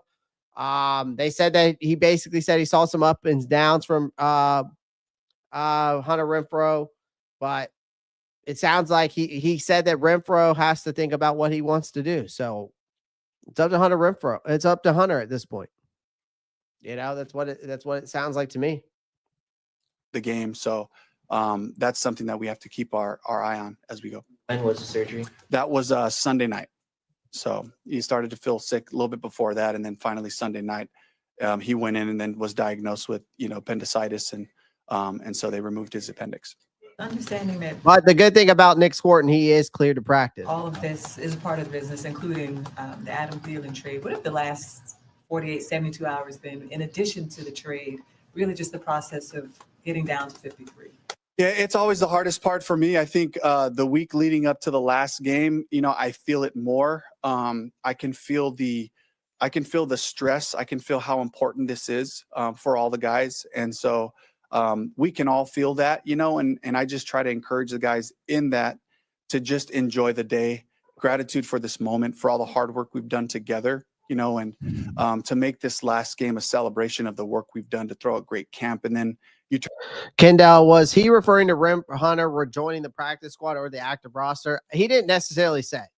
He just said that basically, but from what I'm getting from this press conference and what he's saying, it sounds like that the ball is in his court. Like they've had constant contact with him, Kendall. At least that's what I'm getting it from it. And that basically, like, the ball is in his court. Like they've had constant contact. Dave Canal said he saw up and downs with Hunter Renfrow. But it sounds like that Renfrow has to think about what he wants to do. So I don't know. Maybe they're saying, hey, we're willing to bring you back, but it's going to be on the practice squad. I think that's what they're getting at.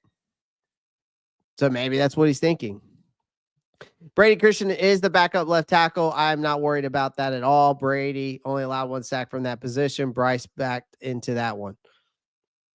Shout out to Flame for Jesus with that $10 donation. I'm not really worried about it either, but it does suck that your starting left tackle isn't here, right? It does suck.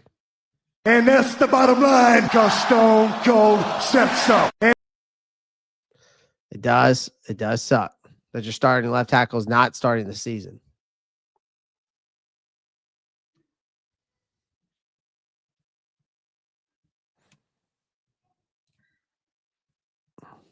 He looks stressed. No way Renfrow would be on the practice squad, but you think they want a decision sooner rather than later? Jarius, I think he would be on the practice squad. I don't think they would. I think that's where he would be. I don't think that they would put him on the active roster. They might, but I'm not sure if they're willing to do so. What's good, Birdman? What's up, Rob? Appreciate you coming through, my guy. Let's continue this press conference real quick. Turn around to make these decisions, and they're really hard, but it's a really beautiful moment to be able to connect with a player. And I know it's a really hard day, but it's an opportunity to be able to speak some truth, at least my truth, from what I saw, from what the coaches saw, for what their next steps might be. We talk about being developmentally minded, and my hope is that they leave this place better than when they got here. And there was just a lot of appreciation for each other, and we were able to get a number of our guys, back on practice squad. But of course, it's not the full group that was here. And that takes a toll, on all of us, everyone around the building, and it's always, and I love a party. So it's also just way less people, and so then it just feels different, and the thing that always brings us back is just getting back on the grass, regardless of what happens before. When we get out there, at some point during that practice, we're just playing football again, and we were able to do that for the last 2 days. It feels different, and it feels there's all the emotions that are involved, and guys that people spend a lot of time with who aren't here. But to get back on the grass, to make it about football, to know that we're working towards something, brings us back. You're also bringing in a couple of new faces too. I don't know how much you can talk about them, but Hendon Hooker and DJ Dallas, you have a background with. What can you say about those guys? Yeah, I'll talk about DJ first. Was with DJ for a bunch of years in Seattle. A high character guy, a great teammate, a jack of all trades. He's a guy who can return a kick. He can cover. He can get in there and play running back, carry the ball for you. He'll catch it out of the backfield. So he does a lot. And I think just in general too, just the culture piece of who we are, he fits right in. Nobody's probably, some people aren't going to want to hear this, but DJ Dallas is better than Raheem Blackshear. Into the guys that we have here. Hendon Hooker is a guy that I loved in the process coming out of Tennessee. I had some great meetings with him. He really impressed me as a man, and a really high character guy with a lot of talent, a beautiful motion. A big strapping guy who can run, and I think, sometimes I think Coach Campbell said it right. Sometimes guys need a change of scenery, and he's had great training up there. I am very grateful that we get a player who's had professional training, for a while now with set and protections and run game alerts and a lot of the different things that, the offense that Detroit was able to build, like that I really admire, and to be able to bring a guy in who's had exposure in that, and the talent and the character that I'm excited about, I'm glad he's going to be here. Last question. Move forward with your reps at left tackle until you know what his status is. Yeah, Yash will practice at left tackle right now. Brady will get in some. Also, Brandon Walton, who was on our practice squad, played a little tackle in the preseason game. So we have some options, that for guys that we can be able to kind of, spot fill that. And then we have to make decisions. And if he doesn't make it, we have to make decisions on who's up on game day. But again, I'm going to be super hopeful on this. We're going to take it day to day and just connect with Icky. And, hopefully we can get him back out there on the grass at some point game week and be able to, count on that. Hunter, you said you had a couple options on the table. Are any of them non-playing options? Could be. I mean, we're just talking about everything right now. I just want to be a part of his future of what he wants to do. I just told him that, and like in whatever capacity that is, whether it's the 53 or practice squad, that was just kind of the conversations that we left on. Right. Well, I'm just talking about wanting to be a part of him, like the guy that I remember, and I think that he's on his way back there. And I truly believe that. And I believe in him as a guy. I mean, I had such a blast, working with him in this, short amount of time. But, I'd love to see him back out there at some point. And so it's just a matter of us continuing to stay in touch and see where we're at. Mm-hmm. Thank you. Yep. Perfect. All right. That's the end of that. Was the end of that. Let's see what else we got. We got Bryce. You want to hear Bryce? You want to listen to Bryce? Oh, back it up. Right there. So yeah, I saw him back there. Ready? He's ready. You got the pads on already? My dog. Obviously, Adam going to Minnesota. What are what's the range of emotions for you with him going back home as your friend, but also losing him as a teammate? Yeah, obviously that's it's part of the business. Someone who obviously has meant so much to us over these last couple of years on the field, but even more off the field. You guys get to see the Sundays, but what he's meant to the team, just in the locker room, the leader he's been, all that stuff. It's stuff that it's part of the business. I get. We're always gonna be close. I'm always gonna be rooting for him and his success. So, but with that being said, we're the Panthers obviously, and I have all the confidence in the world in the group that we have here in the receiver core and the offense.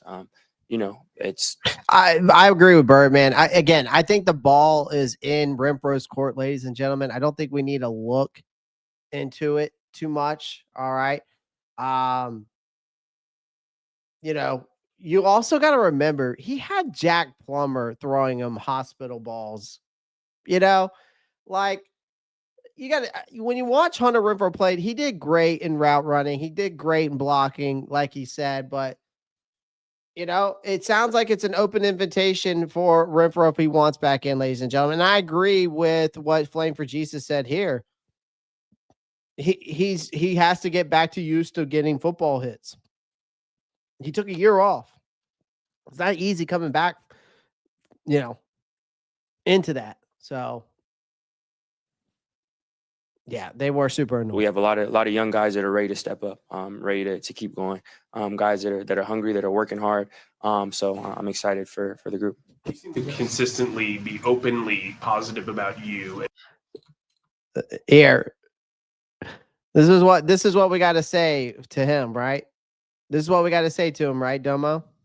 Get out!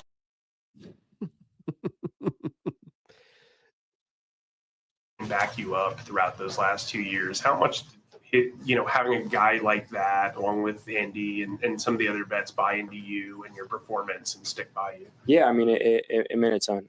I couldn't ask for a better vet receiver to come into the league with, to have those conversations with, to learn from. Again, him as a person, one of the best people I've been around here, and same as a player. So I'm always going to wish him the best. And again, for us now, obviously that's the nature of the business. You have to turn the page. You have to, figure out what's tangible, what we can work on, what we can do as a team to be the best version of the Panthers we can. And that's what we're focused on. Talk to y'all after the announcement? Yeah, it's everything happens really quickly. He was here for a second, just here early like he is, and then had to go. But yeah, I was able to see him and talk to him. So obviously I'll keep that between us. But that's the business. He was a guy you trusted from the very beginning, just his route running sharp and everything. How do you replace that? And what's that say that the Panthers were willing to move on from that as far as where your progress is? Yeah, I don't think that it's something you replace. It's just everyone, steps up and becomes the best version of themselves. Like you said, obviously Adam has been huge for us as offense. I have all the trust in the world in the front office and the coaching staff. It's not someone now has to change their game to do something else. We have a ton of great guys. We have all the confidence in the world in the receiver room. So it just becomes more opportunity and for guys to step into who they are, continue to grow and build. So we just want everyone to continue to be themselves. It had been hard for guys like Jalen and T-Mac and all of them to get those opportunities you're referencing if Adam was back again. That's not really up for me to decide. I execute the game plan, do his best, but rotations, all that stuff, that's the front office, that's the coaching staff. They handle all that. But with how it is now, there'll be plenty of opportunity, and we have a great group. Jalen seemed to thrive when Adam was sidelined last year because he was kind of making up for him in the lineup. What did you see from Jalen as he kind of down that stretch once you came back? What did you see from him? And then what have you seen from him heading into this summer and heading into the season? Yeah, it was just great to watch him last year. Just come into his own, get more and more reps, get more comfortable in the system. Y'all are talking about Adam Thielen, a 35-year-old guy who y'all say he's the best. Why you say he's the best wide offensive player on this team? And it's not true. Y'all are delusional to think that we're going to be bad just because we traded a 35-year-old retiree.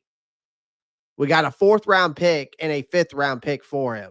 We fleeced. We made a good business decision. We're using the youth movement, which is what we need to do anyways, because Adam Thielen isn't going to be here anyways, ladies and gentlemen, when we do become relevant and when we do start making playoff pushes. So what are we talking about here? You didn't draft T-Mac to be just some has been bust. Jalen Coker looks good in the slot. He's progressed.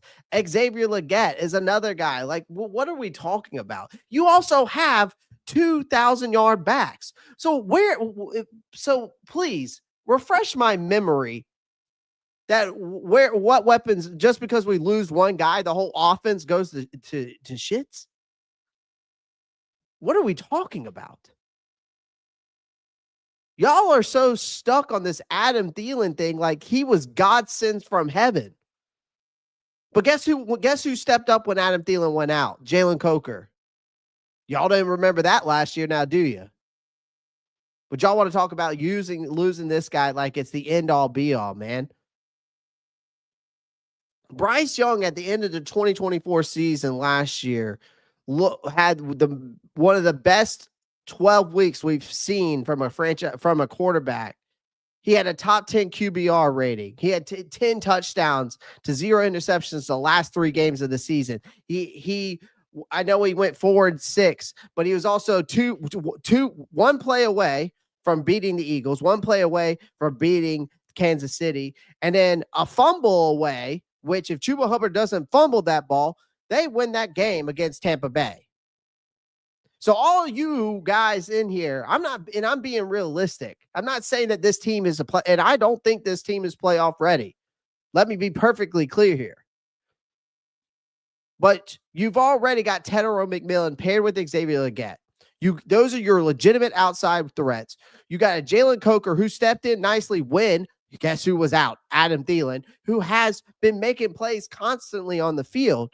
And then meanwhile, we have a backfield duo in Chuba Hubbard and Rico Dowdle could quietly become one of the most effective 1-2 punches in the league. But y'all want to sit here and complain about losing a 35-year-old wide receiver that is on his last leg anyways. Man, stop it. Y'all are the delusional ones.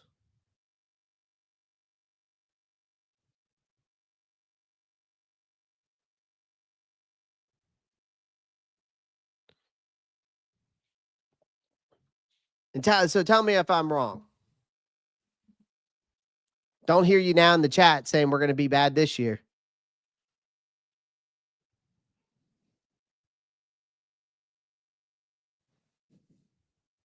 Like y'all got to stop this.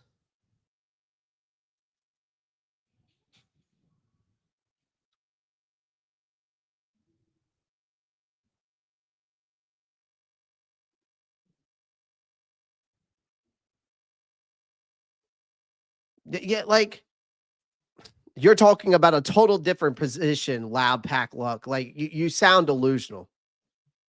You sound delusional. Stop. Let's not forget about, like, another thing is here's, you want to know the ugly truth here is none of that matters too. Like none of that matters what I just said either though, if the defense doesn't improve either.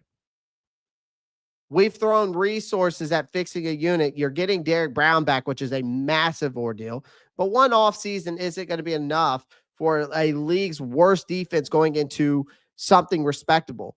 Again, I told y'all this back in May. I said it last night on the NFC South Roundtable. This team was going to go 8-9.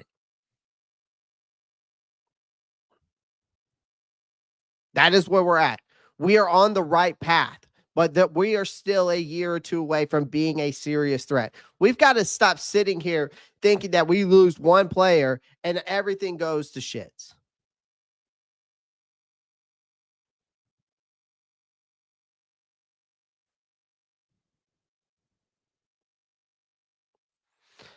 Exactly, Domo. Like, I could see if Adam Thielen was like Mike Evans too. Like, I get it.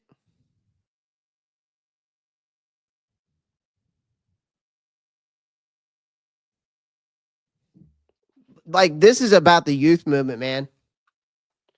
Either get on the train tracks or get off. Because the youth movement train's coming through, and if you don't like it, then there's the door. Because telling you this right now, a 35-year-old Adam Thielen isn't going to change anything in this offense. It's not going to affect it tremendously. If anything, it's going to affect it from a standpoint of a leadership and a mentor in the locker room, but then you've already got Demo for that, which they kept him here. Everybody else is a first or second year player.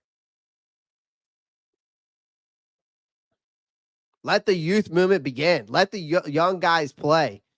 That's how they develop. That's how you get better. You don't get better by keeping 35-year-old men on your team. Be real with yourself.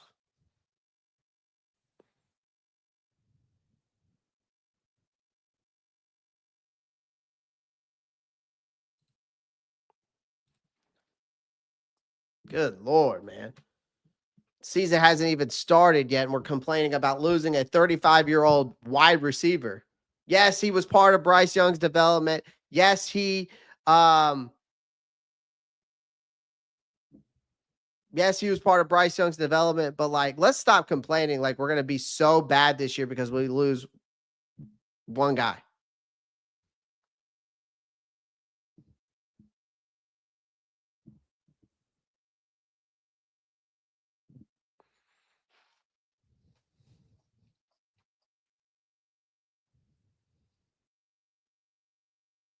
So let's I'm not angry. I'm just being straight up honest with you. If you take that as anger, then that's on you, bro.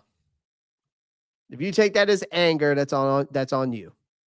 You take it for what it's worth. It's not anger. It's just me being straight up honest with you. And I would talk to you the same way in person. So take it for what it is. Yeah. I mean, that's another thing. I mean, he clearly came out and said he wanted to be, like, what are we talking about here? What are we talking about?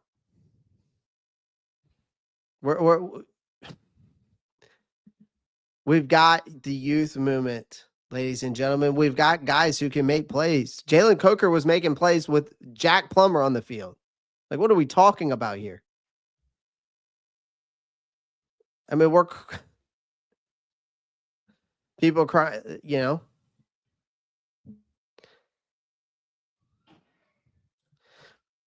Who knows, Dead Pepper? You take it for what it's worth at the end of the day. People crying over AT like he just lost 26-year-old. I mean, I just don't get it, man. You can't. Here's the thing with the Carolina Panthers, and this is why I feel like I'm one of the most realistic Panthers fans on the face of planet Earth. There is no pleasing this team. There's no pleasing this fan base. You're damned if you do, and you're damned if you don't.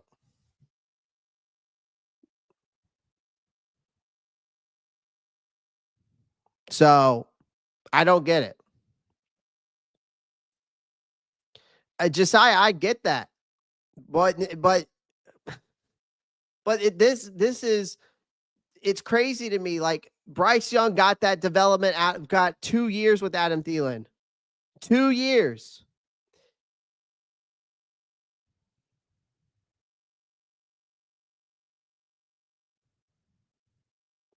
We'll see about that loud pack luck. I mean, again, the guy can create separation.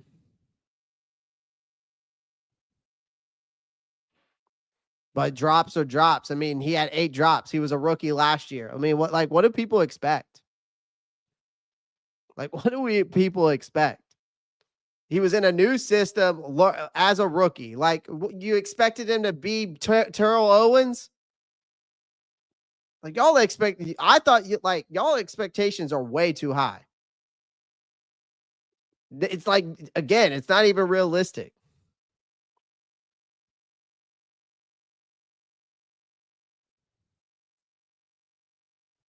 Adam Thielen had drops too. What are we talking about?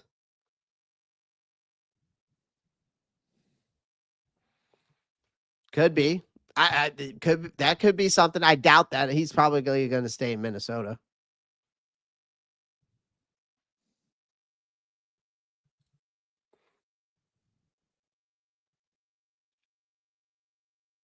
I don't know. Josiah, go look it up. Google's a wonderful thing.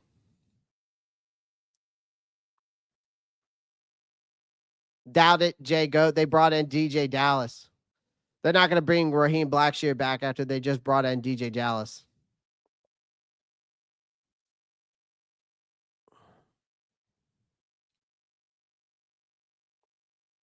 Dead Pepper, we haven't seen enough of him yet. So what are we talking about? You're bringing him up. He's a rookie in a new system. Yes, he is. And if he has 8 drops, so be it. Again, y'all's expectations, again, you're damned if you do, you're damned if you don't. As a Carolina Panthers fan, there is no pleasing this fan base because you either have the most optimistic fans and the most delusional fans on one side, but then you also have the negative Nancys that are so negative that are also delusional to a point of a negativity. So there is no, I feel like sometimes I'm the only one in the middle that's realistic with this team. I just don't understand it, man. I mean, y'all blow my mind.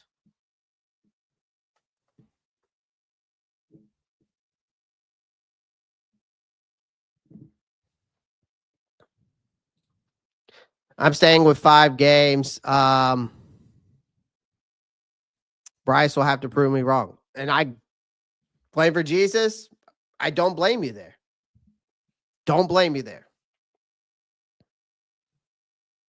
Our fan base is sad. Shake my head. Calvin Benjamin was second most drops in 2014. Damn. Always negative without even knowing a damn thing. Yeah, I mean, people just say shit to say shit sometimes. Triple Crown Coker, Mac go over 800. We'll see. I get that, Loud Pack, and I understand that. We're all tired of it, but we also have to. There's a fine line between everything, man. And I have become like realistic with this team to the point where like I have just put myself in the middle and I see both sides, but then you have to find that middle ground. Okay. And that's all I'm saying. Like like Adam Thielen at 35 years old is not going to do you any good at this point. There's no telling what. Here's the thing. Adam Thielen, for all we know, his production could have gone downhill. We'll find out what happens when he goes to Minnesota. But his production and his ability out there on the field, he's 35 years old. Father time comes quick in the NFL, especially at 35 years old. But we're talking about Adam Thielen. We're not talking about a 35-year-old Randy Moss or a 35-year-old Mike Evans. We're talking about Adam Thielen.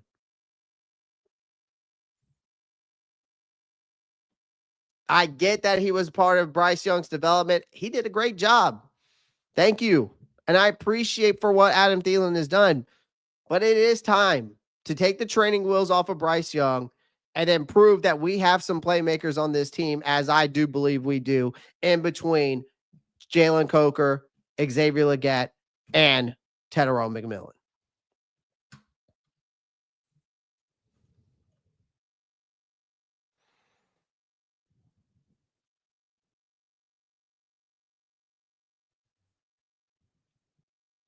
One thing's for sure, if it's 5 games, he'd likely be out as a QB. So you're saying, what are you saying?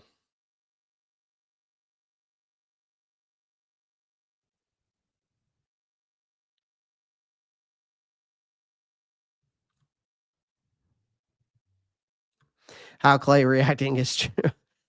So you're saying if he lose 5 games, or if he you're giving him 5 games to prove to you that he is the franchise QB, which I'm all for it. I'm giving him to the middle of November. That's where I'm giving him. I'm giving him to the middle of November. I'm saying 5. I'm saying he'd be replaced if we only won 5 games. Oh, I wouldn't be surprised, to be honest with you, Jarius. I would not be. Would not be. Again, I think that this is a make or break year for Bryce Young. You're going into your 3rd year. I totally agree with that. I have my expectations of Bryce Young. My expectations for Bryce Young should be I want him to have over 3,800 yards, 25 plus touchdowns, and in between 10 to 12 interceptions. And I expect this team to show progress. And that's why I have him at 8 and 9. If he does not get me to 8 and 9 this year, because this is a progress year, because we are not a team that is one position away from being competitive into making a playoff push. Look at that inside linebacker room. We're also a team coming off with the worst defense in NFL history from a statistical standpoint. So, yeah, I get why you guys are like this. I get why you guys are like this. But my expectations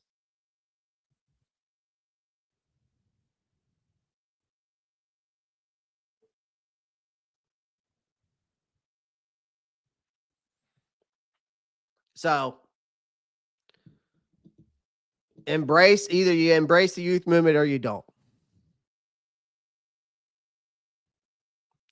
I mean, dead pepper, you can't have any more depth than what they've got. They've got 7 wide receivers or 6.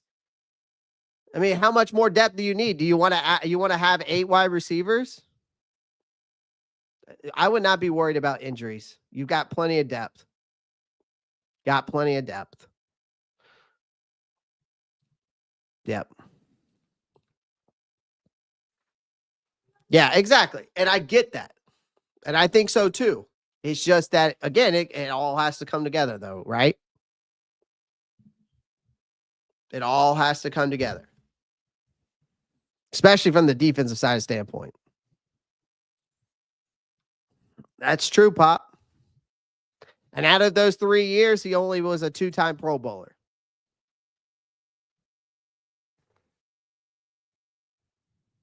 $31 is going to be a big factor. I know you talk about Triple Crown tattoo. He is. He is. Shout out to Dan for another great trade. There you go. We got 2 4s and a 5th for a trash wide receiver in Mingo and an aging wide receiver in the last year of his deal. Scotty F could never. This is true, Kendall. This is very true. So I get it. But let's not sit here and think that just one player is going to end up killing our offensive drive. It comes down to Bryce Young stepping up too, ladies and gentlemen. Like, just because Adam Thielen is here, the training wheels have to be taken off at some point. And Bryce Young has to be able to perform. We've got the talent. We've got enough talent from a wide receiver, running back standpoint, I believe. I think that I think another tight end wouldn't have hurt, but I think from a tight end perspective, Jadavion Sanders, Tommy Tremble, Mitchell Evans, I like what I see there, right? Again, you have it all on an offensive standpoint. You have an offensive line that was finished as a top 10 unit last year.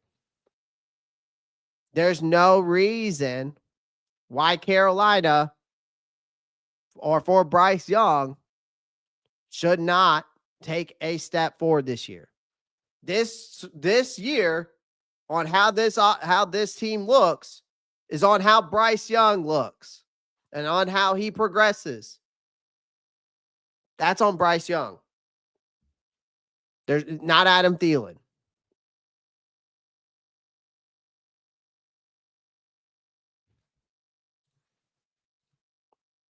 Bryce has to start off right. Last season still haunts me. I get it. That's why I didn't like the way that they did the preseason strategy for this preseason. I did not like it. Totally agree, Birdman. Bryce will compete and has no choice but to be successful. Yeah.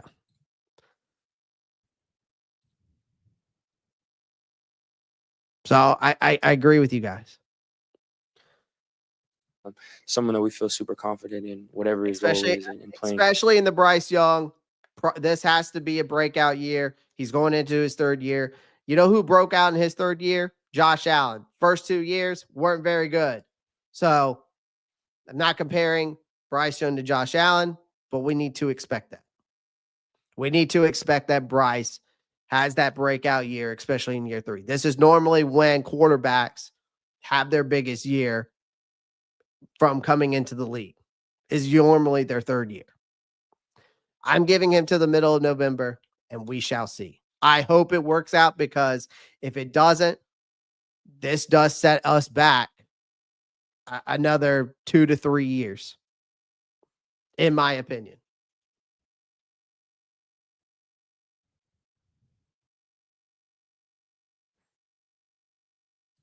All the positions. This is how you can lose the weight the way you want. Weight Loss by Hims offer going, but from there all the way till now in the off season, you just see more of him coming out.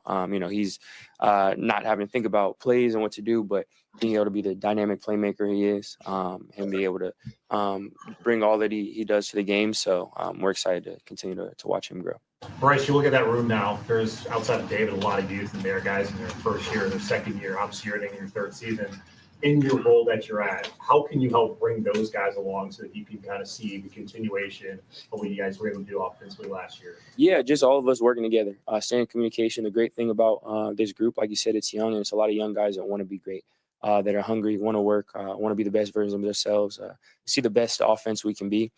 So us continuing to have conversations, us push each other, obviously as a quarterback for me to lead by example on and off the field, and then make sure that we're all on the same page when it comes to practices.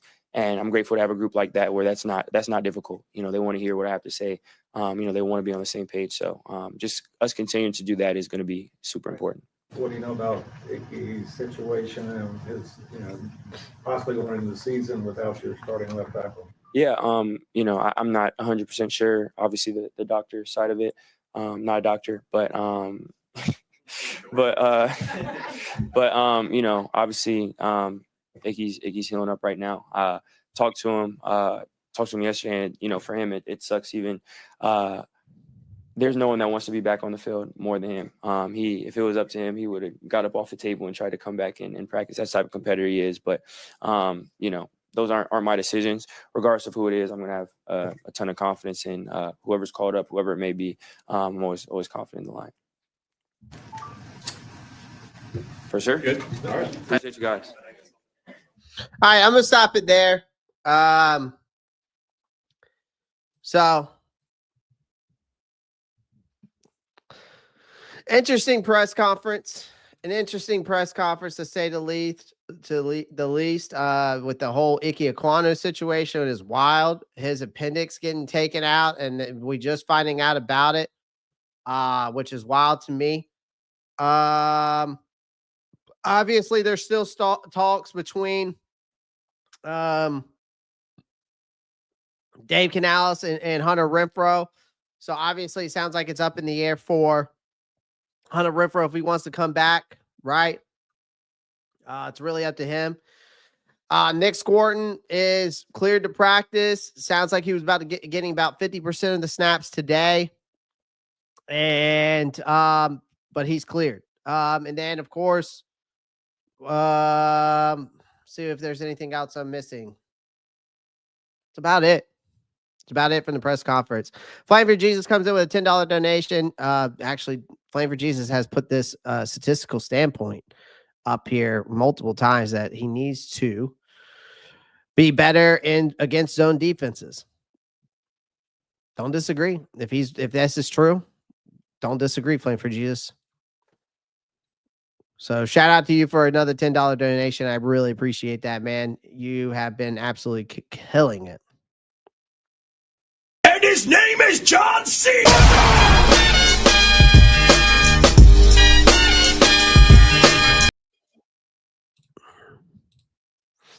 Yes, sir. But question, chat, yo, drafting Rico down. Fantasy question. I would say, I don't know about that one. So, Jesse, at this point, I don't think they're going to bring any more guys in for the corner standpoint. I don't know. They might like what they already got. Who knows? But yeah, the craziest thing I took from that whole press conference today is that the whole Ike Ekwonu having an appendix surgery and now he's day-to-day is just wild. So, I mean, heal up quickly. He's day-to-day. We'll find out if he's ready to go week 1. Hopefully he is. So, shout out to you guys, man. We've been live for over 2 hours. Again, please do me a favor. Make sure you smash that like button, hit that subscribe button. Again, tune in tomorrow night, 8 p.m. EST. We're going to have Unnecessary Bluntness, Dunk. Y'all know who Dunk is. Unnecessary Bluntness on the show tomorrow night, 8 p.m. EST. Make sure you guys come through, show your support to me and Dunk. We're going to be breaking down a lot of different things between. I really want to get his insight on the Adam Thielen trade, his thoughts. I really want to get his thoughts on the 53-man roster as well, like what he thinks. Surprising cuts, some other guys that maybe Carolina could target, right? So maybe some guys that they could bring in. I don't know. We'll talk more. I'm going to talk more with Dunk about it. We're going to have a nice conversation tomorrow night at 8 p.m. EST. So make sure you guys tune into that. Other than that, guys, I will see y'all tomorrow. It was I love each and every one of you, even though we did agree or disagree. Again, at the end of the day, we're just having a conversation. Again, it's not me being mad. If I sound like I'm jumping all over you, not mad. I'm just telling you how I feel just as much as you are. So take it for what it's worth. All right. Don't take it cold-heartedly like I'm mad or anything like that. All right. So again, guys, make sure you do me a favor. Make sure you smash that like button, hit that subscribe button if you haven't already. And other than that, guys, I will see you tomorrow. And y'all know what to do as always. I'm out. Peace. Keep pounding.